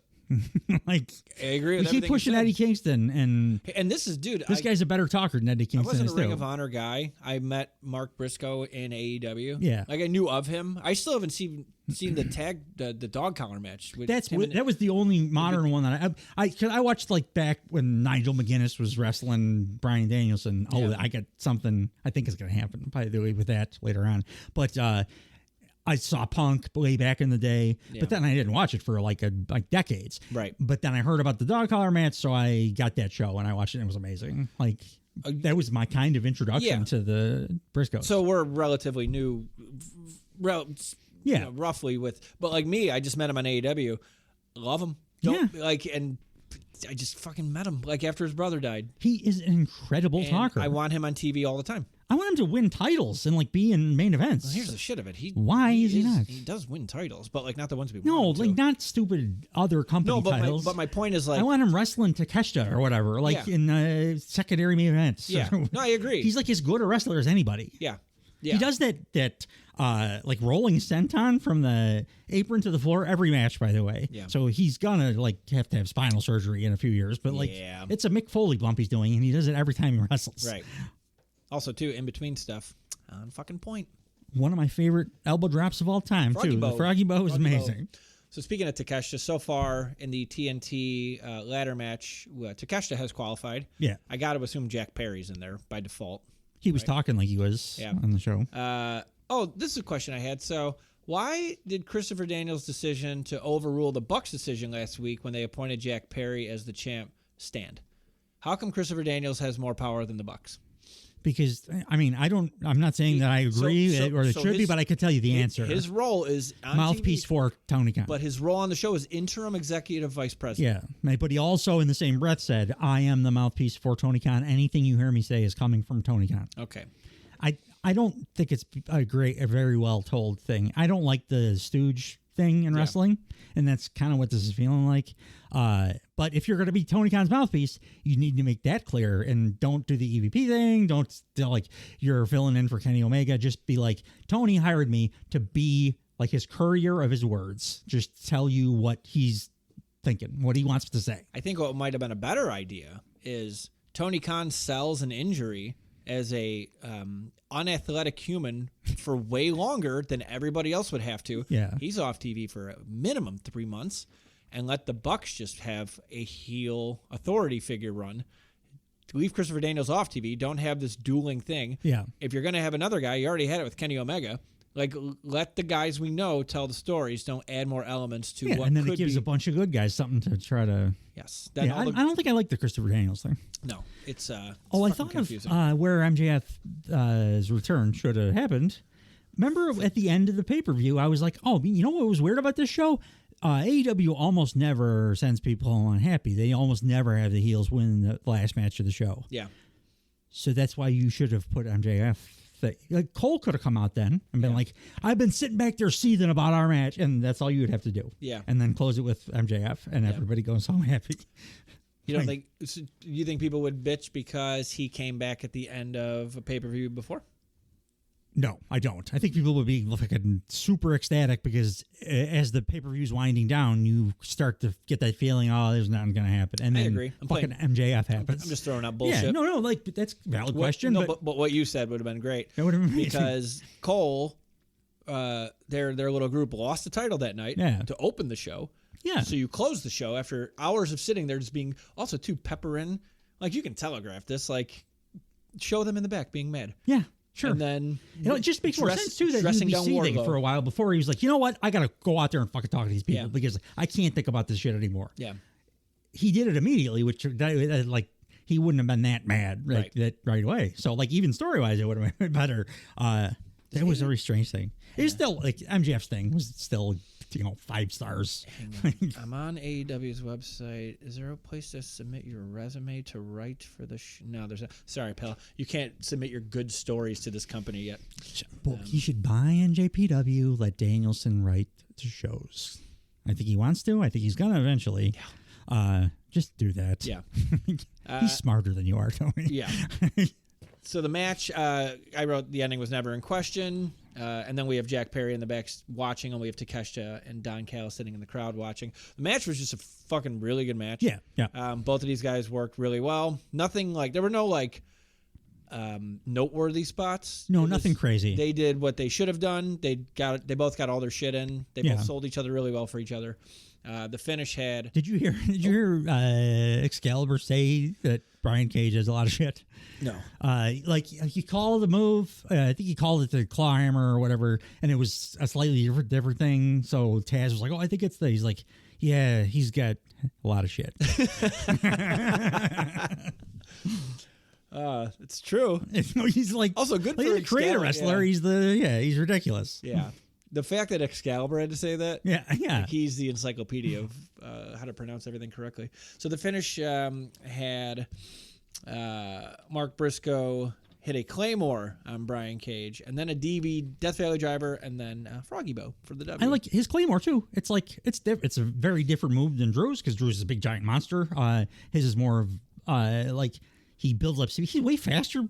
By the way, also than he should be. Yeah. He builds up speed and stuff, and it looks cool. It's a different thing, and I love that elbow. It's just awesome. Froggy Bow. Yeah, the Froggy Bow rules. Yeah. The Jay Drilla fucking rules also too, but he only pulls that out every once in a while because it's in honor. Absolutely. Jay was a great wrestler. Yeah, I don't think he was as well rounded as Mark is, but in the ring, holy Christ. Yeah, I admittedly have never seen a match. I went back and watched a bunch after, I gotta go. And it's like. Well, maybe if they get that HBO Max deal and they'll put the Ring of Honor library on there, I can enjoy this guy's career. Fingers crossed. Yeah. After the match, Mark Briscoe's standing, holding the Ring of Honor World title, and I forgot that was a thing. Yeah. I had to go. Wait, you don't have Honor Club right now? Not at the moment. No. I have chess.com. I pay for chess.com every month. I'd get more fun out of that than a Ring of Honor Club subscription. Yeah. Like Ring of Honor is actively making the thing that I love less good. Yeah. So. I play a lot of chess would make me happy. I play a lot of the Italian game. I got to get away from that. What's the Italian game? Italian game is you get shot in the head while you're eating spaghetti. When I'm getting a massage and I lift my head up and put my glasses on, and then thing that doesn't look like blood comes out of my eyeballs. Yeah, Godfather. How's the food at this Italian restaurant? You Polak cop.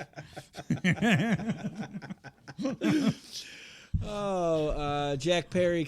So Jack Perry's in the back watching TV, and he can. Jack Perry's body snatched doppelganger. I still don't think it's Jack Perry because again he talked like fluidly and didn't stumble over his words. Yeah.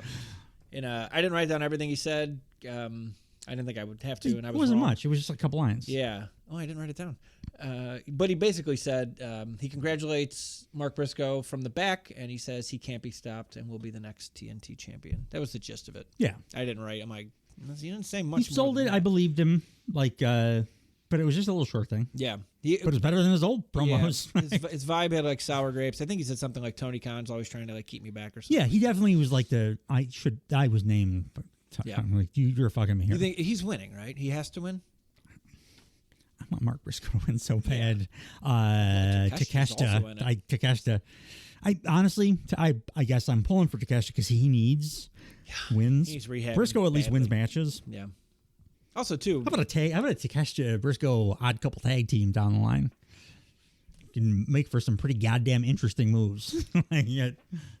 So you can feud the Callis family with whatever Jeff Jarrett's group is called. Yeah, Team TNA. Mark Briscoe's a part of that too. Yeah, he's got like they're boys. Ancillary. He's like they have mutual respect. Don't include me now. Yeah. Backstage, we had Renee with Hook and Samoa Joe. She asks if Joe is Hook's new mentor. Joe says he wouldn't exactly call it a mentorship. That's exactly what it is. Yeah. It is the very definition of that. Tony Neeson, I don't know who the fuck else these guys were. Tony Neeson, they bring him out like once every 2.5 years to like talk shit and then lose. Like, that's all I wrote. I forget he's on the roster at all. Who are the other guys? I don't know who's behind him or whatever. There were two other guys. Probably Ring of Honor people or something that happened on Rampage. I don't know. Tony Neeson's like, they can let. He had a good body. Trim the, that's it. He's got a great body. Yeah, and again, that's it. fine. That's what he has. Just three guys I go see at the gym every day that have been as good a shape as him. But Bill's got a great body too, but he kicks ass as well. Like, Tony Nese can go. But anyway, so they just talk a bunch of shit. They're and probably, his tiny knees. Yeah, they're probably setting up a match. Say Big Bill has tiny knees? No, Tony Nese and his tiny knees. Oh, that's kind of fun. I thought I was having a visual of Big Bill just having adorable small patellas. What if he has tiny toes? Like big, giant, like size 15 boot. Like the but meat his of toes, his toes are like little baby toes. Yeah. That'd be pretty funny. If he fell down more, I'd believe you because he seems like he's got big toes. Yeah, he does. He seems like he's got like NBA type feet. You ever seen an NBA player's, like a veteran NBA player's foot, by the way? Actually, the grossest fucking thing ever. Just destroyed. Guys at home, Google NBA player's foot. Google LeBron James' foot if you want to not sleep for 3 or 4 days. Hook tries to attack Tony Neeson, whoever the fuck the other guys are, twice, but Samoa Joe holds him back and says they'll handle it on their own time. Miss Samoa Joe. By the way, a lot of very clearly mentoring here. Yeah. Oh, yeah. He wouldn't exactly call it mentoring, but he's giving him advice in the moment. Yeah, I'm like, backstage, we have more of the learning tree walking, and then they run into Daddy Magic and Cool Hand Ange. Chris Jericho says, "Hey, guys, 2 of my favorite branches here." I liked that line. The branches? That was clever. He had some good lines. Like, at the end of this one, too, I thought there were 2 good lines. Yeah.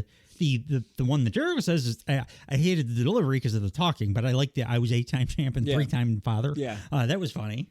And then the way it ended was my favorite thing of this whole thing. I hope I got it right then. Jericho says, "Hey, guys, 2 of my favorite branches here. And I just want to say congratulations after you spent so much time with the learning tree. Now your careers and personal lives are bigger and better than ever. Daddy Magic taking over as the lead commentator on Rampage, doing a good job, but don't forget, keep your face up and enunciate." Daddy Magic goes, "Enunciate?" And Big Bill goes, "Enunciate." And then Daddy Magic looks at him and goes, "Why don't you shove it up your ass?" Jericho goes, "Ha ha, good one." And Big Bill's got me. Yeah. I'm cult. Like, You're right. What the fuck cult. is that? It's cult. That is people who can't read. That's sociopathic like behavior. Stuff. I hope. You got me, dude. I hope we're right. It's you get credit. It's not. I don't need. I think this gets credit. Yeah. Okay. But like, that is a great booking idea. If it's not what they're doing, they should do it. Yeah. I hope so. And Jericho says, "And Cool Hand Ange, beautiful new bride with a baby on the way. I'm an 8-time champion and a 3-time parent, so I got some advice for you." Nice. When the baby gets fussy, just remember, easy. Give him something to eat, then an activity, then sleep, then you. It's easy. Is that a thing? Is that a thing? I mean, I had a baby. Sense. I don't remember hearing any shit like that. But maybe he's going to write a baby book now. You must have raised your daughter hard. I was like, shoot a jump shot. Play video games with me. That's a lot of sentences to make out of letters. He said, it's easy. If you do that, the baby will always be happy. Thanks, guys. Thanks, Lonnie. And then Brian Keith goes, you make sure that baby respects Chris Jericho. As they walk away, he yells in his face, you best make sure that baby respects Chris Jericho. and I laughed aloud. I saw this particular clip before I saw the show. Oh, that little clip went viral on all social media. It's very funny. It was funny. Make sure that baby respects Chris Jericho. Best make sure that baby respects Chris Jericho. What an odd thing to say. Also, she's like 2 months pregnant? Right? Yeah. It's not even a fully formed fetus quite yet. Can you a fully formed fetus? Yeah, that's a sentence, right? Yeah, I think, and it is a fully formed fetus, but that's it. It's like the thing that looks like a gerbil or whatever. Sure. The Acclaim I liked this. I was kind of asking for this on the pay-per-view to a degree. The Acclaim come out, they start doing their rap, and even before the pay-per-view, you were calling for the Bucks throw their dick throwing their weight around a little bit, but at the pay-per-view, I'm like, could you have just cut some segments? Yeah. They thanks for listening to the podcast. Bucks did it here. Max Caster starts doing his rap, looking like 1980s 2000s Michael Jackson, according to Ebony Magazine. 2000s future Michael Jackson. Yeah, with his 1980s suit on though. Sounded like he was going in pretty hard on the Bucks rap too, like before it was. So the Bucks get mentioned in Max Caster's rap, and then the Bucks appear on the screen, and they cut the Max Caster's mic. Again, as they were mentioned in the rap, and Matt Jackson says apparently in the what does Nick Jackson just go yo listen he's just kind of mocking him very slowly. Listen, Matt Jackson says apparently in the AEW handbook it says not to disparage your EVP, so we won't see or hear the Acclaim tonight. Their segment has been cut. The Bucks throughout this episode, I like their work. It felt like I was playing a video game and they were the bad guy that's been tormenting me the whole time. Yeah, I like and they that. keep popping in to get in your face until you finally face them at the end of the game. Like that's kind of what it felt like they were doing here. Yeah. They didn't have a lot of physical action, but they were inserting themselves and popping up on screens and stuff. That was cool. A little different than what they were doing, and I mean, same thing, but with a little different delivery. You got to vary stuff. Yeah. That was good. I dug it. This I really liked, mostly because, like I mentioned on the pay-per-view, I was calling for exactly this, and it's just like, it just fucking fell in my lap. I did say anyone who cuts Max Caster's mustache from television programming should be sentenced to death. I agree. It's like a whole new character. I think he's doing better and is more motivated since he has the mustache. I'm not joking. Yeah. He was being kind of a weird prick, grew the mustache, and now I'm enjoying the hell out of him again. We discussed the power of the mustache. Man, Hangman Adam Page is on my good side because of that fucking mustache. You know how bad I wish I could grow a Dutch Mantel? It's the hardest thing to do. I don't know why it stops growing, but no, it's like 1 in a billion people can do your mustache will just grow indefinitely. I want to have a mustache like Sam Elliott or Dutch Mantel because it would be badass. Just stop cutting the sides. Oh no, I've tried to. I can get this. This goes way down. I'm talking about where the whole thing is like Sam. Take it, old dude taking her easy for all us sinners. That dude, and then Dutch Mantel, where it's like the mustache hairs are like this long, all of them. See, I don't trim I just cut it with here. I do scissors. I want the cop mustache. Yeah.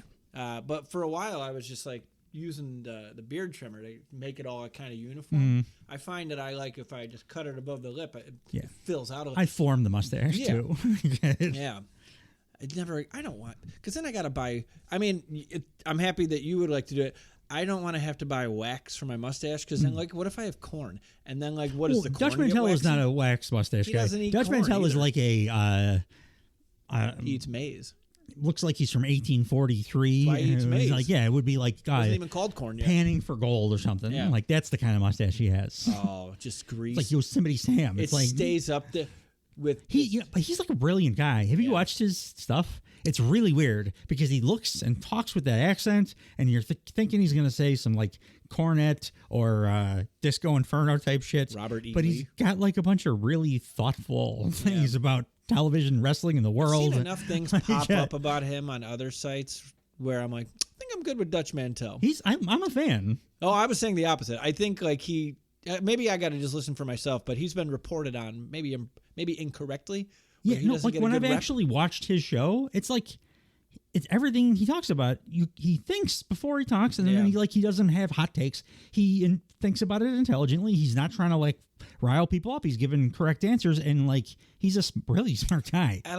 Alberto Del Rio. Yeah, that was funny. Backstage, we have Renee. She's with the champ. Who was Umaga's manager that Vince took off the air because he was getting over? Armando Estrada? Yes. Yeah. Umaga. People were like liking him, so Vince was like, fuck that, take him off. Yeah. Mario. Yeah. He didn't do very nice things for a lot of people for a long time. Don't miss him at all. Can you imagine being in Titan Towers and looking over and he's there working out, doing like chest flies in your gym? No. I can't imagine being in a room with him. It'd be like being in a room with a crocodile or something. Yeah.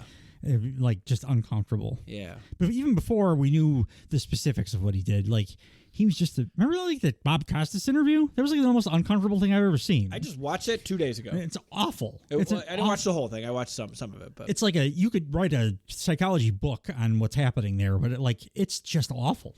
It's Bob Costas' most famous interview. Yeah, probably. Yeah. Backstage, we have Renee and Swerve. Oh, man. Renee just talking about how the title's on the line tonight versus Roddy. So I did write this word for word. Swerve says, first of all, welcome back, MJF, you little bitch, man. Finally, you show up to work. You mention my name. He says that, but he does that in a Swerve way. He's like, welcome back, little bitch. He like says it in a weird, funnier way. Yeah. Like when the Bucks came around the corner and he was like, what's up, turds? It was one of those. Finally, you show up to work. You mention my name. I'm going to deal with you, not in a way you're going to like. Secondly, right here, I got the contract for the main event of the Forbidden Door. Signed, sealed, delivered. Oh, yeah, baby. Here I am. Can people just say signed without sealing and delivering something? It's like when they mention blood, do they have to mention sweat and tears every time? Yeah. It's just like, what's another one? There's another phrase where it'll come to me, but no one is, can you find another reason to use the word dollop if it's not sour cream? No. It's only sour cream. It's only for sour cream. I'm sure I could technically use a dollop of mayonnaise, but I'd never call it that in my life. I wouldn't call you it that either. But he says, signed, sealed, and delivered by yours truly. I'm going to need you to send it to Mr. Will Ospreay in the United Kingdom right on his front doorstep. I'll cover shipping. And then this is the part I did not write word for word, but Swerve says he's the mountain of pro wrestling. He's not going to... He's talking to Roderick Strong now. It says Roddy's not going to knock him off it, and Swerve's going to bury him under it. The EVPs have been on his mind since they won at Double or Nothing, and he was rooting for Team AEW. And AEW assembled a great team, but next time don't forget to put the AEW World Champ on the team. Yeah, I like that he has good point. Sour grapes about that. He's a thinking man's wrestler. He thinks about this stuff. So did he mention anything about it prior to the pay-per-view? No, but why would he have to? Like, he was the champ. You should have done that. That's fair. That's a good point. He, by the way, Swerve always has like the kind of stern, angry look when he's doing his good promos. Yeah. This was a like very clearly, actually angry eyes promo. He was like, "Fuck you, MJF. Watch this," and he did a promo perfectly. With like a couple funny jokes, no stumbling whatsoever, and clever wordplay. I agree. Yeah. Good. Iron sharpens iron, my friend. Just going to say that. So next we had a hype promo, a Mercedes Moné hype promo. I didn't hate it as much as it was edited way down so she didn't sound ridiculous. Yeah, but also, too, it was setting up the match he's having at Forbidden Door against New Japan Strong Women's Champion Stephanie Vacour. She's actually a CMLL, but has that New Japan title. She kicks ass. They have had a match before, and it was like awesome. Yeah, that was part. And so they were kind of showing the history of Mercedes in New Japan. Stephanie Vacour rules. Yeah. Well, we're gonna meet her too. That's like he'll probably sign her. trying to close every business. Well, no, she's CMLL. They actually make more money than anybody. So, like, oh, speaking of CMLL, if we ever get to like 1,500 listeners, I think you and I should take a trip to Arena, Mexico to see CMLL live. Done. I'm dying to do that. Done. Well, we can also go to apparently somewhere in Colorado to watch CMLL matches because guess who's back? Well, because they worked it out. Did you hear the news? Well, no. Triple A and CMLL worked it out. It's no longer, we won't work with you if you have anyone from the other company. So they're will get both. Good. Like Penta could be there when Hechicero's there. Okay, good. Because I was upset when I saw this on my television. Well, Volador Jr. is an awesome wrestler. Upset when I saw. He's like a top 30 wrestler in the world. I'll tell you why I'm upset. So the Blackpool Combat Club versus Esfinge, Magnus, Rudigo, and Volador Jr. So I wrote, we're resuming all the CMLL bullshit, which was going on in February or March or something. Did you notice like how that. Danielson had his hair down? He had in this match. Now that you mentioned it, I noticed it in the promo after. I think he's going to do what's going to end up happening is he's going to do a hair versus mask match against Mystico. And this was not me. A couple people pointed out that there's been some breadcrumbs there. Yeah. And he's going to lose and cut his hair so he will look like Ring of Honor, young. Ring of Anderson. And then they'll do the rematch with Nigel, and it'll look exactly like it did. And that makes me a happy man. That's not bad. That Nigel match. I like match, that a lot. That's a Wembley match. Amazing. And I'd heard people whispers about that, potentially seeing something he wanted to do. And then on this episode, he's got his hair down for the first time in the whole, since he's been in the company or whatever. I'm like, oh, they're going to do that. It's a good eyeball. Yeah. It's a great eyeball.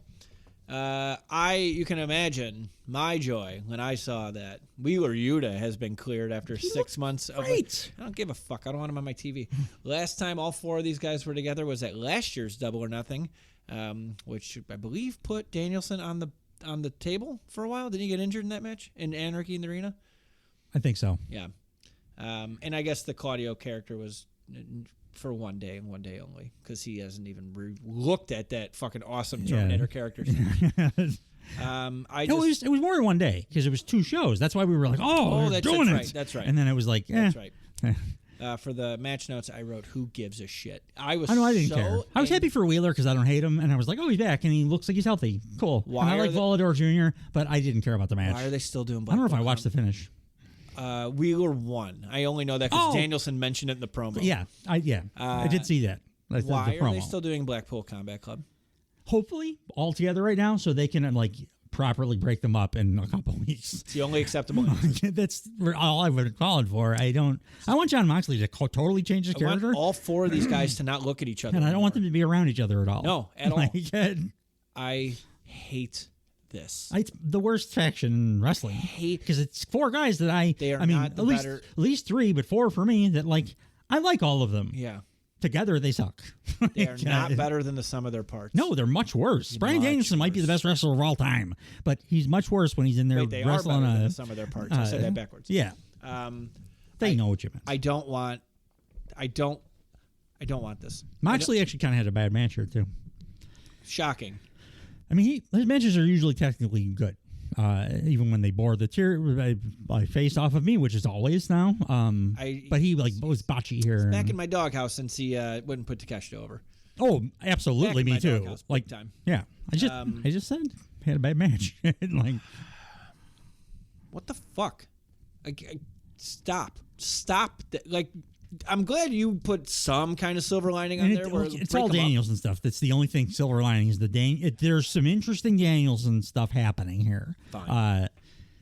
But you could do that without all 4 of them doing a match that nobody cares about. This is when you asked me at the top of the show, what did I think of Dynamite? This really tarnished the shit out of the show. This one didn't piss me off. This just bored me. The Jericho voice was the thing that pissed me off. But now that you've booked it as a cult thing, I think that could be great. I still hate the voice, but this was just I guess I don't have to pay that close attention right now kind of thing. That's fair.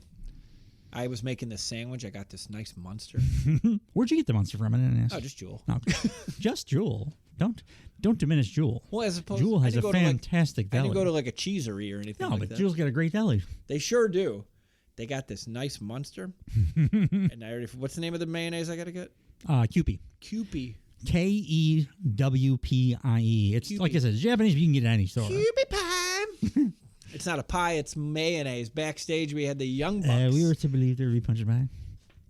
We were told there would be pie and punch. Well, there isn't any. Oh. The Young Bucks are backstage, and we see the patriarchy walk up. The entire patriarchy. Christian says that he was screwed out of the title at Double or Nothing. I love how he addresses them. Just the way Christian talks, it just makes me smile. He's very good in scrums as well. Yeah. So he's a huge prick in scrums. Did you see he just did an interview where he was like, "Oh no, I've never gotten the okay to talk about somebody's dead father in a promo. I just go out there and do it." Like, you fucking liar. Yeah, that would. I'm sure that would have been the first time we saw Swerve get really fired up. Yeah, just walk out there and talking about absentee father. He's talking about Jack Perry's dad, who died like a year before. Yeah. Christian said he was screwed out of the title at Double or Nothing. He's carried the company on his shoulders for a year, and the patriarchy deserves to be on the top. MJF should have just materialized when he said that. Christian wants another title shot, and Jackson says he'd give him all a belt. But Tony Khan's stooge stopped it. So Chris Danielson. He does the "I love you to death," which is like the worst middle managers. They're the only people on earth that say, "I love you to death, love you to death." Like, that means you don't give a shit about the person, but they all love saying it. Right. Yeah, they'll say it right before they fire you. So he says, but they still have, but he says that the Bucks still have some strokes, so they'll see what they can do. And then they both agree to keep scratching each other's backs to keep everything kosher for everybody. Smart for both of them. It's the opposite of Otis and Gable. Like, it's a mutually beneficial relationship, so they stick together. Which everybody's on board with. There's not like, they're going to turn. Like, no, I think there's heel groups that are talking to each other. And the Bucks know that Christian's not going to try to, like, infringe on. He's not going to climb to that level because he knows better. Right. Like, I know what I'm doing. Like, and they help him then. Yeah. And then the Bucks throw it to the next segment. Matt Jackson asking for a water. How come he doesn't have a water?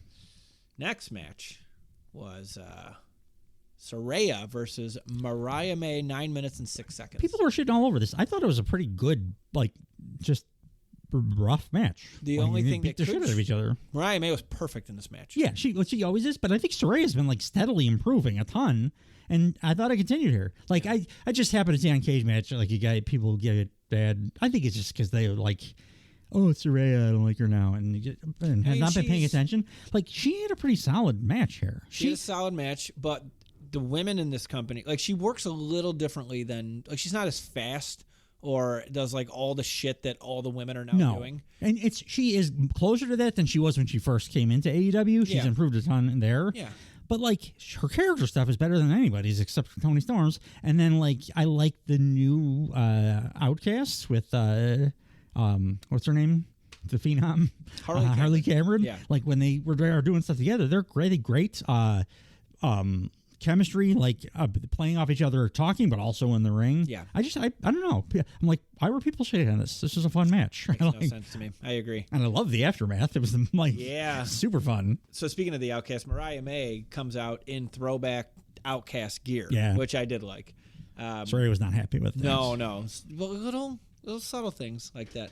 The match, Tony Storm's on commentary, and I didn't catch a bunch, but she did at one point go, "Good one, Mariah, smash her tits in." So since you didn't catch much of it, there was some pretty big story development kind of stuff that happened on. Ooh. Not directly, it wasn't like this is what happened, but a character change has occurred. Tell me. Tony Storm is now behaving like she's made the switch to. She's my daughter and I need to protect her. As before, it was my understudy and whatever. Yeah. But now that she sees that she might be getting taken away, she's like, "Oh no, baby doll, no. Like, you have to get out of that. Let me help you," kind of stuff. And it was totally different, and it made sense. Okay, I like that. Yeah. Man, that's gonna make the turn hurt way. Worse. Exactly. Way worse. That's good. Good eye. But yeah, she has at one point says, "Good one, Mariah. Smash her tits in." They do that. They do say that AEW is where the breast wrestle. Am I right? Those were the only two I grabbed. Yeah. Because I was too busy having fun with the match. Mariah May is driving this match, and she looks fucking awesome. She's great. Yeah. Everything she does looks future fucking champ. Awesome. Love her.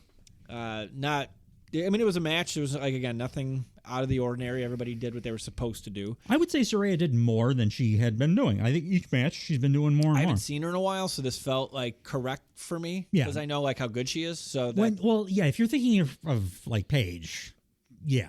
But when she was like first Saraya, she hadn't wrestled in a while. She was very timid. Like, those matches were bad. She's gotten better and better over the course of time. What you're saying is what I was thinking of, because when somebody comes back after a long break, you kind of give them like a year. Yeah. You're like, all right, warm back up again. Yeah, like even a pitcher that gets Tommy John. Yeah, even when a year later, Punk came back and he's like, he did an awesome match against Darby Allin. I'm like, I'm gonna give him like 6 or 7 more months. And there were like 4 months where CM Punk did not stop sweating. He got eventually into ring shape where he didn't sweat just nonstop for every match. But yeah, for the first 4 months, it was just like pouring, like the Key and Peele sketch, just pouring out of his body.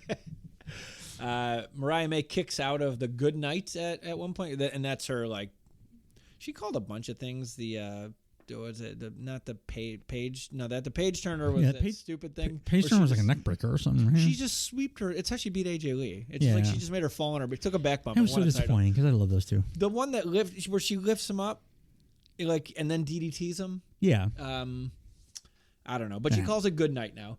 I'm so grateful I found a website where it's called like AEW Moves or something like that. And this guy puts everyone on the roster on the page, and then it shows GIFs of everything they do. Like, here's their finishers, here's their signatures, here's their submissions. And I'm like, what is that move? That's cool. I like the only thing that I've seen adjacent is that, like, there's a YouTube channel. It's like the top 50 moves of Kazuchika Okada, and shows everything. But that takes forever. Yeah. Like, this takes 5 seconds. Yeah, and please do. I would love it fast. But anyway, so the Blue Thunder Bomb is actually a misnomer. Tell me.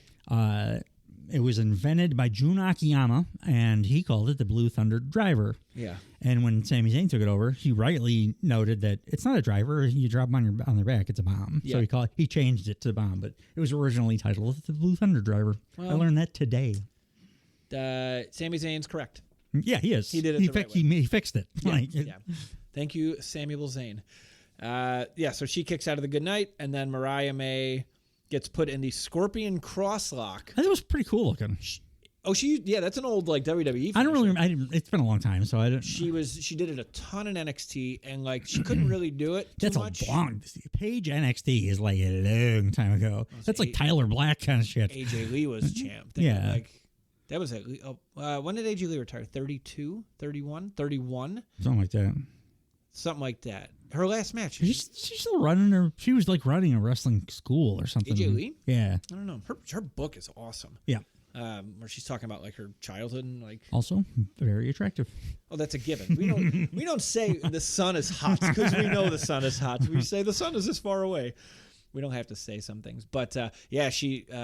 And right before Mariah May, because she ultimately taps out, she looks at Toni Storm like they have a visual. And like at this point, Tony was going, "Oh, sweetheart, you can't stay in this very long. You need to. You're not going to last very long in this hold." Like doing very motherly. Like, please catch that. Now I want to. Okay, I like shit like that. I got to go back and really put this under a microscope. Saraya wins with the Scorpion Crosslock. Afterwards, Toni Storm runs in the ring. Mm-hmm. Now this motherly. makes sense. Yeah, she's like hovering over Mariah May, and Saraya and Harley Cameron both stomp the shit out of her. Yeah. Mina Shirakawa's music hits, and she runs out. I love her. And she's the one, in case you haven't been watching in a minute, about a month or two ago. Yeah, started parking out and partying with her new, like, kind of girlfriend, maybe. Yeah. Like, whatever it is. Mariah May. Kind of pulling Mariah away from Tony, which is why Tony's now kind of They start bumping. Clean. They start bumping chests. They're doing a hold awesome. You to my bosom off. Yeah, it was I want to hold you to my bosom, my daughter. That, they were chest bumping. Yeah, like Frank Drebin and the other ump in the Naked Gun. And he was safe. What's her face? You idiot! He was out when he ran out of the baseline. She actually started going like. Oh, then they do the. Mariah May's got each one on the bosom, like hugging them. I love you both. This is where I noticed the audio started getting really shitty. So I had no problem, but I was watching the British one. So I'm hoping it's on my device that I watched it on. I'm willing to bet it was not because it's fucking brand new. I think it was just a shit feed because they're bad at their use the VPN. Use my thing. Watch it on. No, but this is how. I think it's important to watch how it's most the of us watch. same reason I watch Raw all the way through with commercials and shit. But this is also helpful if because remember they were having the audio issues at Daly's place. Yeah, and I think you did not have an issue. But the rest of the planet did. And it was even like a huge issue on social media. Yeah, I noticed the next day because I watched it live and then I went back to do the notes. And when I did the notes, I watched the TBS version and it was like, shit. Where's all the sound? It's terrible. Next, we had more of the learning tree backstage. They run. They're all through this show, which I'm fine with. I wish it wasn't the FTW. While I was watching it, I was so irritated by the voice that I couldn't get past that. Yeah. But now I'm okay. It's a kind of a cool through story. I'm curious what they're gonna do with it. Just because if it's something as clever as what you came up with, cool. Yeah. If it's just him trying a thing, I'm gonna be pissed off. Yeah. Jericho says, "Hey guys, I've been thinking. I have some advice for you. As a guy who's been to a lot of parties, it's always more fun when they're not private. You should open your party up to everybody. Like I've opened up the Jericho Vortex. Everyone's invited. Maybe you should change your name to Public Party, guys. Ha ha ha. Public Party made me laugh. It would have been a great line if he delivered it like a normal human being. Yeah. If he was like, maybe we should change our Public Party. Public Party. That would be funny. Made me laugh. Isaiah Cassidy goes, yeah, thanks, but no thanks. I got a lot of love and respect. You're an OG in the game, but y'all don't really fit our dynamic, if you know what I mean, respectfully. And then Brian Keith goes, disrespect.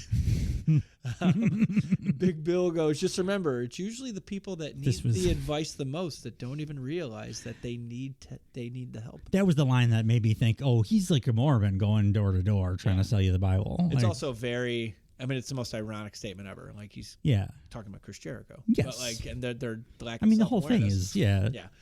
So Jericho says, "That's right, Redwood, and I'm going to help you guys get something." You never called him Bill. Not one time. You mentioned that. It pops me every time he says Redwood. That's right, Redwood, and I'm going to help you guys get something you desperately need, which is more appearances on Dynamite.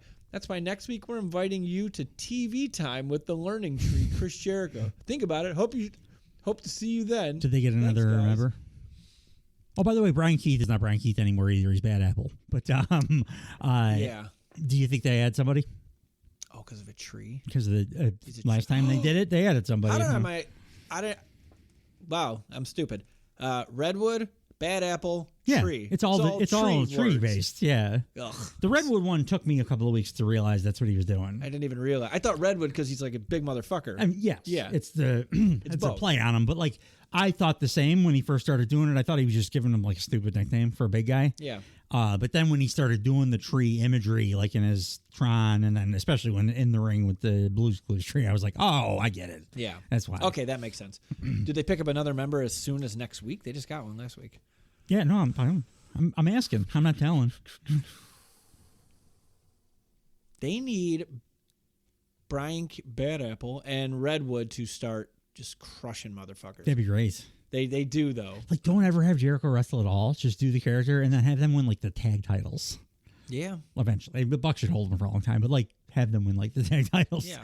That'd be great. If he builds this properly, I would not hate to see this in a world title program. Yeah. The problem is I'd rather see Big Bill in the title match than. Well, we all would like to see a guy that's more fun to watch wrestle. But should be like Mark Briscoe should be a main event type guy because he can do everything. But he's got a good character too. Yeah, we all like him already. You know what I'm noticing about Big Bill? What's that? Every character he's had his whole career, he's done great with. Yeah. So. Yeah, I think he's just a star. And then he tried to step out and beat up the little person, and that got him fired. Yeah. Well, that and I think he had a pretty serious substance abuse problem at that time. I think that was after the fact. Oh, it was? If I remember, the drinking habit. I thought he's talked about it was happening while he was very well maybe, but I know that's when they separated him from Enzo, and they did the thing with the little person in the ring. He off script beat up the little person, and that pissed Vince off. I totally forgot about that. Real hard, yeah. So I'm not sure regardless of when it started, Homeboy has come back 50-fold as a better. It's the biggest glow up in history of wrestling. He's fucking great. I didn't He's got acting chops. I liked Enzo and Big Cass because of the promos. Yeah. Those were super fun. I used to do them at White Sox games and stuff. It'd be loud. But I never thought of him as wrestler. Enzo's not a wrestler at all. But I never even thought of Big Bill really as a wrestler. He was just a good promo guy. Yeah. He's an incredible wrestler now, and he's kept all the promo stuff, and he's quick witted, and he's good looking, and has got himself into absolutely chiseled physique. Yeah. He should be on the main event, like, trajectory. Yeah. When you're in a company that's bloated with guys that should be in the main event, some people don't get in the main event. Yeah. Well, like I said, I would have been happy with a Big Bill Takeshita match at the last pay-per-view. Oh, yeah. I mean, we said 9 different matches we would have preferred. Backstage, we have Danielson. Brian Danielson says, what a blessing this is to see Wheeler Yuta come back and come out on top. And I wrote, apparently Wheeler Yuta got the win in the match because I was so mad. Made this nice sandwich, got this nice lunch. Anyway, says I couldn't be prouder. But as for myself, it was about 8 months ago. It was going to be my last year as a full-time wrestler. Most epic year of my career, but it hasn't been what I wanted. Lost the TNT title match against Christian. Lost in the semis of the Continental Classic. Lost to Okada in the Tokyo Dome. In every big match, I lose and I lose and I lose. The straw that broke the camel's back was losing in Anarchy in the Arena. Talking to Wheeler Yuta, I saw how fired up he was to come back. I realized my last year as a full-time wrestler, it ain't over yet. When Tony Khan announced that the winner of the Owen Hart tournament gets a world title match at All In Wembley Stadium, I got fired up one more time. Might be my last shot. I got fired up right there, by the way. Might be my last shot, but it'll be my best shot of my entire career, and I'm going out on top. If that plays out, this promo was incredible. He hasn't done one of these like somber, serious ones since the one after the pay-per-view, like 3 pay-per-views ago, and he was like sitting on the floor and kind of crying. Like, I love when he does these, right? Like introspective things. He's such a good actor when he's doing this kind of stuff. And this kind of made me think he's going to have a world title match. Dude, I hope so. It'd be fucking awesome. You know what they could do? They could have him win the world title and then do a thing where, like, I'm holding this, the Ric Flair and then thing. When I lose, I'm retiring. The Ric Flair like, that's thing. it. Yeah. That would be incredible. Every match. Do you remember when Ric Flair did that? Like how much stakes, like crazy stakes. It's a world title, or your favorite wrestler is going to quit wrestling. Yeah. Like, now he said he's never really going to quit wrestling, but like still, I would believe it in the moment when if they did that story, which I love. And then he's the one that takes the world title off of Damian Priest right after he retires. At least it'll be Drew. Come Glasgow. Oh God, can you fucking imagine? Damian Priest dog. If he retires and then goes and gets put in some. Because knowing him, he'd be like, I got to help out the young guys. Yeah. I'm going to go help those guys. I haven't helped those, like Braun Breaker out yet. Well, no, please not Braun. He'll die. I do think that he's going to end up like booking for. He'll be with AEW for like a bigger than an EVP kind of thing, like a president, like maybe in charge of creative. I want you to be right, and I think that's a pretty fucking I'm not pulling it out of my ass. There's like been he's not quiet whispers. I mean, he already has a pretty authoritative role in the company. And Tony Khan is like every chance he gets is like, he's the best. I want him to do the job. Like Tony Khan wants Danielson to tuck him in at night. He wants the spoon with him. Read me a story, Dan. Dragon, read me a story. Dragon, I can't sleep, Dragon. I'd be afraid to spoon with the dragon. He'd put me in a chicken wing or something. Can you imagine you're sleeping there, you're super sound asleep, and you're about to doze off, and you just hear, "You're gonna get your fucking." You wake up in the middle of the night, and he's just staring at you doing Hindu squats. He's in his gear. He's in his gear. It's like Pac. He just wears his gear 24 hours a day. But he's got Birkenstocks on. He's pretty hippie-ish. Yeah, that'd be dope. I don't trust him to see. Again, this is why he's so good and why I get so. So I've been mad. He sells us on stuff that's not on him. Well, I get mad at him because he's on TV all the time and he doesn't put himself in top positions. Now he has put himself in a potential top position. I am going to try to win the world title, is what he just told us. Yes, he's never said anything like that before. But he also is he's not. He has the I'm not bigger than the business mentality. So I don't know if he's bullshitting us and he's just gonna put somebody over real big with this. I think if he does, if they do it, it's gonna be like a retirement thing or something after. Because I loved it. It can go either way. I loved everything about this promo. I want it to be both, but I don't. You know what I mean? Plus, he had his hair down, and I was already in my mind thinking about that thing that I had heard that people were like talking about a little bit. Like Just like, you know what's funny? Yeah. Like if you feel my head, Yeah. it feels like I have a full head of hair, full head of buzzed hair. Don't. Yeah. It just I have invisible hair apparently. Yeah. Which is blonde. Yeah. I dyed my hair to look like that when I was in high school, like patches of blonde with dark hair. It's not blonde. It's just not enough hair to be visible. I'm helping you out here. I'm helping you out. Were you old enough? Do you remember when your brother tried to dye his hair blonde with the wrong kind of stuff and it turned orange? Is that when he did the cheetah thing, the reverse cheetah thing? One of the greatest things that's ever happened. What did he use? Droba still got a picture. He didn't bleach it. He used just like a straight like women's hair. We were 16 or 15 or something. Yeah. Like off the shelf like Pantene blonde dye. He just mixed it into his regular hair and it just turned orange. Oh. Like not natural orange. Yeah, like basketball like a pumpkin. It was funny. great. I don't remember that. I remember when he bleached his hair and then he did like a reverse frost. Yeah. And he did the tips black. The tips, yeah. We used to do sun-in when I was younger. You know who else did the tips black? The reverse frost? What was that? Nigel McGuinness when he wrestled Ryan Danielson. If you go back and watch this awesome match, he's got the spikes with the black tips. Yeah. Maybe I'll do that. If I could, I would do all kinds of hairstyles. I just see. If we really make it, I'm going to get the plugs if too. You hear like plugs, they're super. Get the follicle. They're really. Thing. That's what I mean. Yeah. I say plugs, but you know what I mean. Yeah. The Anthony Cumia thing. The one that looks good and stays forever. I think you'll that good. like I think you'll good. I hope you stay Bradley forever. Cooper got like 15 years ago. Ben Affleck got like 20 years ago. Yeah. That one. Oh, so you want to suck on roasts also? No, I just want to have a nice hairline. Well, like if you get a guys. nice hairline, you got to suck on a roast if you get them done. He shit the bed. Yeah, anyway, what did not shit the bed is the main events of the evening. It was the AEW World Championship match between Swerve Strickland and Roderick Strong. Went 14 minutes and 9 seconds. You know how I've been talking about Swerve's been like ever since he listened to the show and took our advice and stopped using the stomp as the finish. He also started doing the stomp in many, many different like variations. One of my only notes there. My favorite one he's done, I think, was this one. It was like a whole thing, but it was my favorite one. I think it looked impossible how he did it. And yeah, like I rewound it. So and smooth, so fast, and he hit it. Yeah. So the spot Sully's talking about is Roderick Strong goes for I believe it's the fireman's carry into the gutbuster one. Yeah. Or do you have a different? Oh, one? no. You got a different one. I have a note about that too. Oh. The one I'm talking about is where Roddy was on the ring apron and tried to sweep Swerve's legs, but he jumped and then swept Roddy's legs and then jumped over the ring and did the stomp over the ropes. I see. The Swerve stomp on the gutbuster was, I got it that close because on our text thread I was like, I bet tonight we see Swerve counter and end of heartache into a stomp. I don't know how you can do it, but I bet he can. And that was very like that. The gutbuster thing into that, it was very close to what I was thinking of.